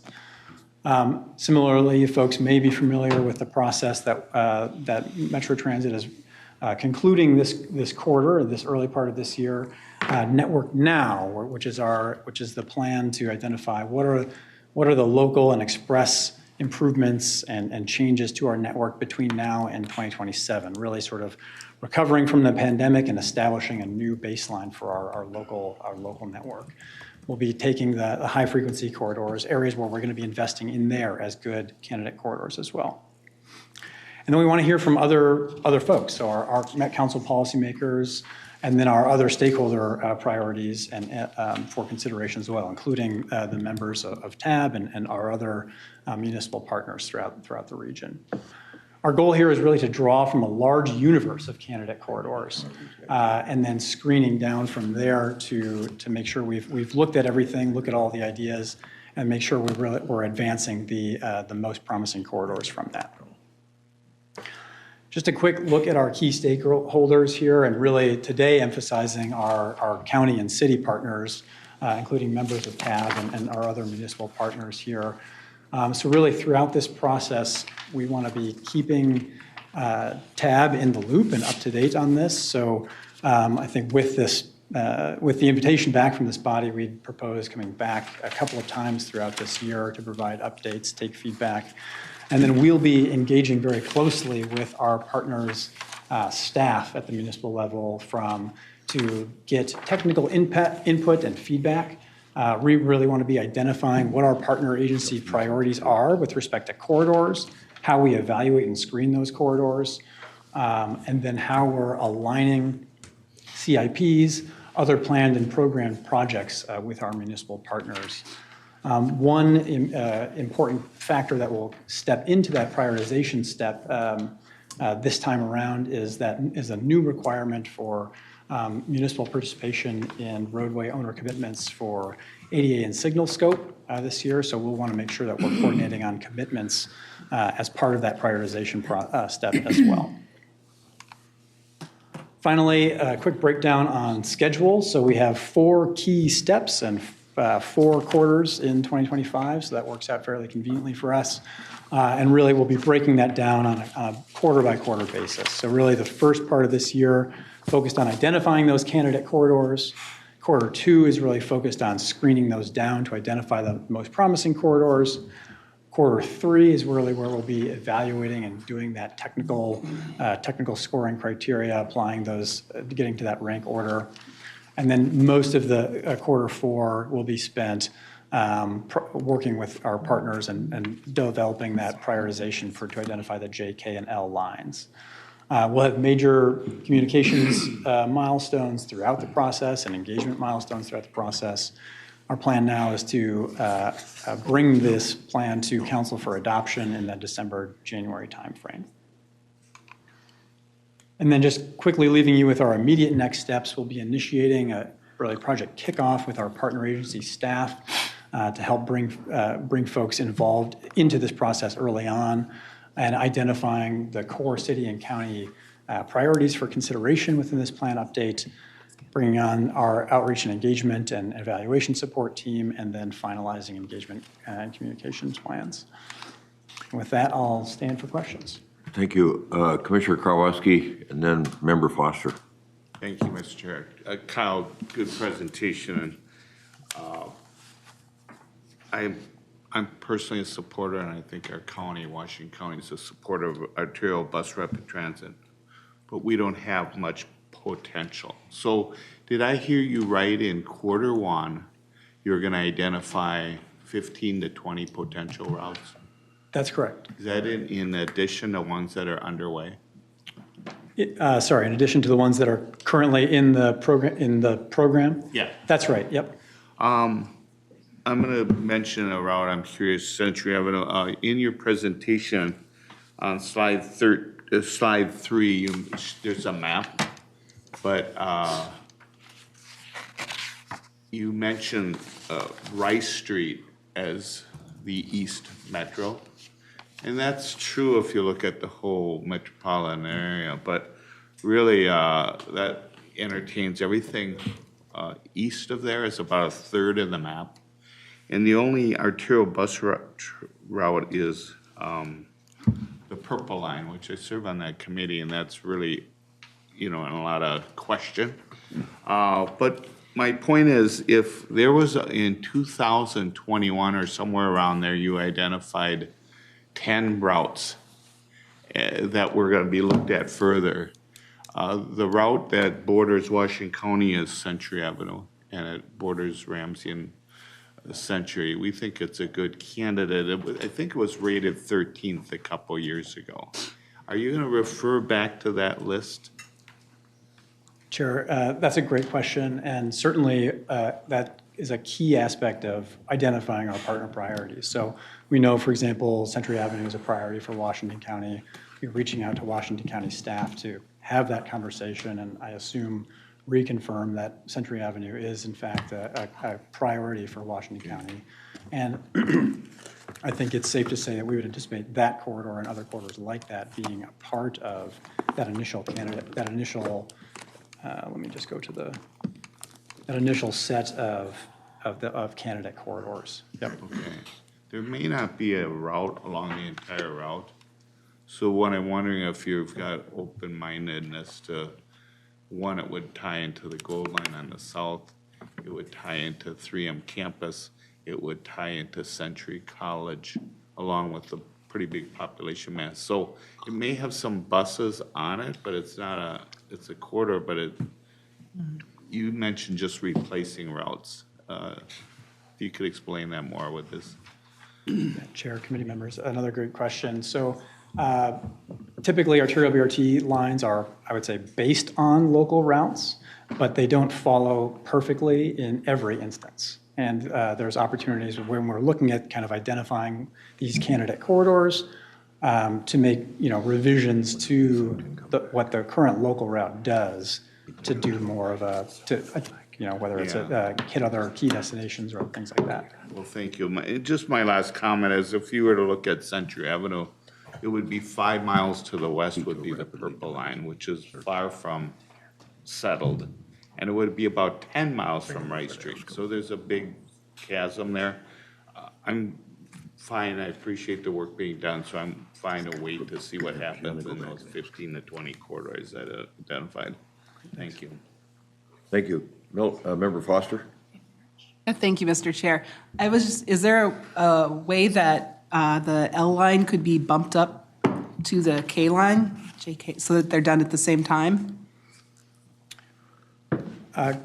Jared, great question. So at this point, we are really identifying 3 corridors within 5 years. And then I would really treat went the wrong direction. Treat these years as approximate, right? So, as we get into project development on each of these, I think schedules become clearer and Thank you. All right, other questions? Yes, Member Vaughn. Yeah, thank you, Chair, and thank you for your team for your work on this. I know this feels really high stakes for me. I took the number 21 bus here. I live a block and a half from Lake Street. Took me an hour almost door to door, and the B line is going to be transformative for our family. And one of the things that I know BRT really achieves is the stops being spaced more intentionally apart, and you get kind of higher quality infrastructure at them, and you get increased speed. I'm wondering to what extent really trying to up the frequencies on these lines is going to be a focus, because I know frequency is itself kind of a contributor to overall travel time, because if you miss one of them but the next one's coming 7 minutes later, then that sort of speeds up your overall trip. So just curious to what extent frequency is a focus of this. Thank you. Great question. I rode the 21 here as well. Chair, committee member, or staff member, excited to talk about the 21. But in any case, you're right that frequency is a big part of this. And you'll see that we talk about frequency a lot when we're talking about these lines. Network Now is the process that's dealing with kind of operationalizing what that looks like for the projects that we have in development. So I expect that we're going to be continuing that as that piece of Metro Transit's overall progress makes its way forward for the B, E, and Gold lines this year and for lines in the future. Thank you. Member Lindeke. I noticed that you're looking at your map, you still have the Riverview Corridor on there, which originally, if you remember, was the B line, which is the second letter of the alphabet. I'm just curious if you can give me any information about how that might be relooked at or where it might fit in the planning process. Chair and members, as we did 5 years ago, as we were undertaking the other planning process on Network Next, we plan to do now, which is to kind of survey where everything is at in the region. Understand what the implications are of efforts being undertaken by others and how that fits into some of these corridors that may be looked at for arterial BRT, may be looked at for other types of investment. So as this gets underway, we're going to be working closely with our partners to understand the status of all of those activities and appropriately reflect that in this planning effort. Okay, other questions? Mr. Foley is going to wait to come back another time so we can get out of here on time. Unless people can stay.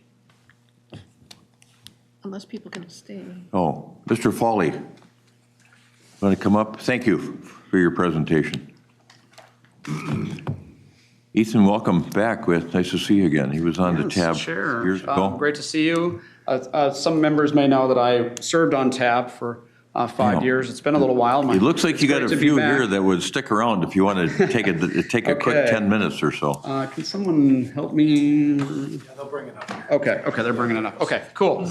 Awesome. So yeah, I'll go through this pretty quickly. And my name is Ethan Foley. I work at the City of Minneapolis. I'm what are called Vision Zero Program Coordinator. I lead our traffic safety effort in Minneapolis. And so I'm going to share some thoughts really catered towards you as local elected officials or regional policymakers around safety. So today I'm going to talk generally about like what is Vision Zero and also like what is the safe system approach. Some of this I think aligns a lot with what you've heard in previous conversations for those who were on the board last year from MnDOT and Met Council staff about regional and statewide planning efforts around safety. So I think there's a lot of synergies. And then I'm going to talk about some of our priorities and how that might relate to things you might consider in your community or at the local level. So first of all, Vision Zero is just our policy in Minneapolis that our goal is to get to zero traffic deaths and serious injuries and making that a priority for our work. We've been working on this for about 7 years really now in Minneapolis and making progress. So this aligns with something that cut off here, but safe system approach. You might have started to hear about this more. MnDOT's using this. FHWA at the federal level is using this more. And this is really where I think a core thing here is we're making the statement that it's unacceptable that people die moving around our transportation network. Just like we say that with aviation and airplanes. And we need to be proactive and we need a multi-layered approach to get to zero people dying on our streets and roadways and highways. And I think a big part of this is recognizing when we think about the surface transportation system, people make mistakes. Humans make mistakes. And so we have to get up to the system level and how do we make it so somebody makes a mistake, it doesn't mean that someone dies. So I think that's a core kind of shift that safe systems brings forward. So some things I think you can think about it in your community or at the regional level. So first of all, setting that clear safety goal can really be a driver to say, hey, this is something we want you to be proactive working on traffic safety. And along with that, policymakers can and agencies can provide that urgency to move on this. We in Minneapolis, we have a Vision Zero action plan. That's a safety action plan. Federal Highway and US DOT is supporting safety action plan work, including the Met Council. But your community can also get grants to support safety action planning. So look to Safe Streets for All program as potential source for support in doing a safety action plan for your community. Really what that is you're analyzing what are the traffic safety challenges in our community based on data, and how do we prioritize strategies to address those. A big part of that is identifying where are your hot spots, which we call high injury streets, where maybe you should focus more safety investment. So it's also really important that there be some flexibility in dedicated safety funding. And that really allows you to be proactive with safety. And that should happen, I think, at all levels of government. And then most of the projects we fund locally or regionally or at the state level, they're going to be street maintenance or reconstruction projects. So how are you including safety as a criteria and prioritizing that? I think the TAB already does a pretty good job, and maybe you can even do a better job within the regional solicitation of doing that. So I just want to acknowledge that. And then when it gets to the design in those projects, are you prioritizing safety? Are you truly prioritizing safety in those designs? Let me just offer an example. So I live on Lake Street in Minneapolis, the highest injury street in the entire state of Minnesota. The 21 was mentioned earlier, which goes down Lake Street.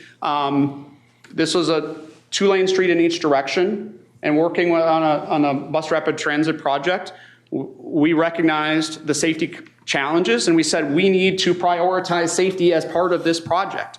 And thankfully, Metro Transit staff and the county, that's a county road, and the city worked together on a design that could address those core realities of the safety challenges there. And that meant a change, a significant change from status quo because we were prioritizing safety. So that happens all the time, and you actually have to make that decision to prioritize it. Sometimes that might mean, like on Lake Street, maybe during rush hour, it's a little bit slower. If you truly prioritize safety, you say that's a trade-off we are willing to make. It's not gonna end the world in commerce and whatever, but you're truly prioritizing safety. So, and then there are a lot of opportunities. Safe Streets for All, I mentioned, Highway Safety Improvement Program, Safe Routes to School are all programs your community can look to. So I'll just mention a couple priorities in Minneapolis and just how it kind of fits into those things I mentioned. First of all, I just want to acknowledge these are the names of the people who died in 2023. We'll be updating this list soon for 24 in Minneapolis, moving around our city. And I'm going to, these are all people. These are all people who should still be alive. I think 5 of these were teenagers. I think we just have to acknowledge that reality in this. So for us in Minneapolis, and this is, I think, also across the region and the state, speeding is a significant and growing challenge, particularly since 2020. You can see here how this has trended up. Last year, we've had, in 2024, thankfully, a pretty significant decline in fatal crashes in Minneapolis, but speeding is even more a factor here. And so just that reality and how do we think about that as we prioritize safety. So we're working on a couple things I'll just highlight. I mentioned high injury streets earlier. Here's our network in Minneapolis. We have a program, I mentioned having dedicated funds for safety that allows us to prioritize safety improvements on these high injury streets. And we start with quick build treatments, like you see here, that are like plastic posts that we can do inexpensively and quickly. And then we work to upgrade that to concrete as we have resources over time.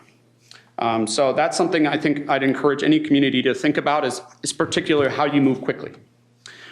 We also received a federal Safe Streets for All implementation grant of $25 million, just to give you the scale of potential for your community. St. Paul also received a large implementation grant, and a number of communities have received planning grants as well. And that's really focused on reaching a lot of these high injury streets. And one thing that's different from the regional solicitation project, this is not a single corridor. We've spread it around to where we can make the most difference. So something to think about as in your community and in regional policy, how do we support where it can make the biggest difference and not just a single corridor? And maybe that's something with sales tax that's possible. So we're also looking at different strategies that reduce dangerous speedings. And this is most important on our busier streets, where we see nearly all of our severe and fatal crashes. And so we're doing, top here is like these pedestrian safety islands and medians are proving very effective for us in Minneapolis, and both improving pedestrian crossing, but also helping to limit really high speeding. But we also need to try new things, and we need to continue to evolve as a state and a region. I'll just acknowledge that the state aid standards right now limit locals' ability to design for speed limits below 30 miles an hour. And that limits some of the tools we can do. This is something that's acknowledged in the draft transportation policy plan. So this is something we've acknowledged at the regional level, and we need to work with partners to see if we can make improvements on that. And then I'll just acknowledge we're working on a traffic safety camera pilot for speeding and red light running. This would be for automated enforcement. We got authority at the legislature for this, us and Mendota Heights, and then MnDOT for a work zone warnings only pilot. So this will be a 4-year pilot where we'll really get a good sense of how is this working, and the legislature can consider whether they would expand that authority beyond the pilot period and into other jurisdictions as well. There's a lot of complexity here, and I think a lot of questions. I could talk for this entire time just about this and much more, but I think it's really important that we've designed the program to protect for fairness, equity, privacy, while also getting to safety benefits. So hopefully we'll be able to build trust as we do the pilot and show good local results like we've seen in the 29 other states that have programs today. So you'll hear more about that as we launch later this year. And with that, thank you. And Yeah, thanks, appreciate all your Paulie. work. Thanks for being here. Any questions for Ethan? Yes. Yeah, quickly. Thanks a lot. I really appreciate, thanks for putting names on there, those people, and not rating and rates and numbers and things like that. But I just want, a number I didn't say earlier is pedestrian fatality is at an all-time high.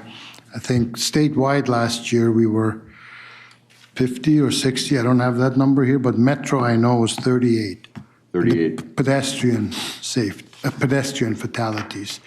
And that goes back to pedestrians and we want to be like Europe. We've always talked about that, and we're 40, 50 years behind them. But over there, pedestrians and the picture I see there, pedestrians and bikes have the priority over cars. So cars stop and they're raised that way. They learn that way to drive. When you see a person, you stop. We're not quite there, but I think it might be a generation before we get there. But thank you. Thank you, Connie. Any other questions, comments? Member DeGan. Thank you, Mr. Chair. In respect to Katie and Kyle and you, Ethan, I wish everyone that presented here was just organized and quick, right to the point. That was a great job. Thank you. I'm just curious, the state law that, speeding red light, how is that just going to go to the owner of the vehicle? And then the owner has to take care of it or be charged? Is that how that's going to work? Yeah, Chair and Member Dugan, great to see you. Great to see So yeah, it will be, because of privacy concerns, we will not be identifying the driver, and it will go to the owner of the vehicle, but someone can provide a sworn statement that they were not driving the vehicle at the time, and then they would not be liable for that citation. It's also true that you get, the first is a warning. And so the way I think about this, I'm a father of a future driver. If he happens to be driving my car and gets a speed camera ticket, well, I sure as hell want to know about that. And then I can have a conversation. But under this, I wouldn't be liable for that if I were to provide a sworn statement that I wasn't driving. Thank you. All right, thanks for being here. Anybody have anything for the good of the order? Oh, Member Johnson, sorry. I'll be very quick because I know we're running out of members. Just one thing, maybe just to flag, I think it's less of a question, but like the quick build efforts for safety improvements is something that I'm familiar with because I'm from Minneapolis. I see your work, literally on streets that I bike and walk down. I think that's something maybe we should probably have a conversation about more within sort of what are the funding mechanisms that could be provided? Because I feel like we usually talk about something that's 8 to 10 years out when we're talking about the regional solicitation, and sometimes the safety needs are something, if we could build it today, it would be essential. So I feel like that's kind of a gap in a lot of the conversations with various public works agencies, thinking about how do you do these quick build operations, how do you get them done? And I think that's something that we should at least touch on at some point too. Okay, good. And one thing I'll just note there for communities who might be thinking about quick build, you can apply for Safe Streets for All for quick build treatments in your community. And it's a great way to move, quickly. And don't forget to look at the Bloomberg Infrastructure, local infrastructure hub for some help on some of these issues. It's really great guidance. Two quick things from me. First of all, didn't want to mention this when we were rolling along here with the ABRT, but we got the E-line coming through Edina. I would tell anybody that is in the line or gets in the queue for ABRT, make sure they've got funding in place to take care of merchant impact. Our merchants at 50th and France lost 30 to 60% of their business this summer because of the work of the contractor on the E-line. It was devastating, and they still aren't done. It's a project that should have been done in 6 months, and now they're saying it's going to be done in December 2025. It's been a terrible, terrible experience. Yeah, for something that's really important. The ABRT is where people are riding the bus. It's an essential element, but you got to have a decent contractor. And you got to have strong oversight. And so make sure that if you're in the queue, and for you on the Met Council, make sure that you've got funding lined up for a potential impact to merchants. It's not that hard to prove up, so that they can. We're going to have to go to the legislature now on that. So, and then I leave tomorrow for the U.S. Conference of Mayors. My Standing Committee on Transportation meets Friday, and we'll have Deputy Secretary Trottenberg there for the last time, Polly Trottenberg. And then we'll have Secretary Buttigieg on Friday noon for lunch, and maybe the president, but I'll report back on the various folks that report out at my standing committee on that as well. So that's it for me. Anybody else have anything for the good of the order? Okay. We stand adjourned. Thanks.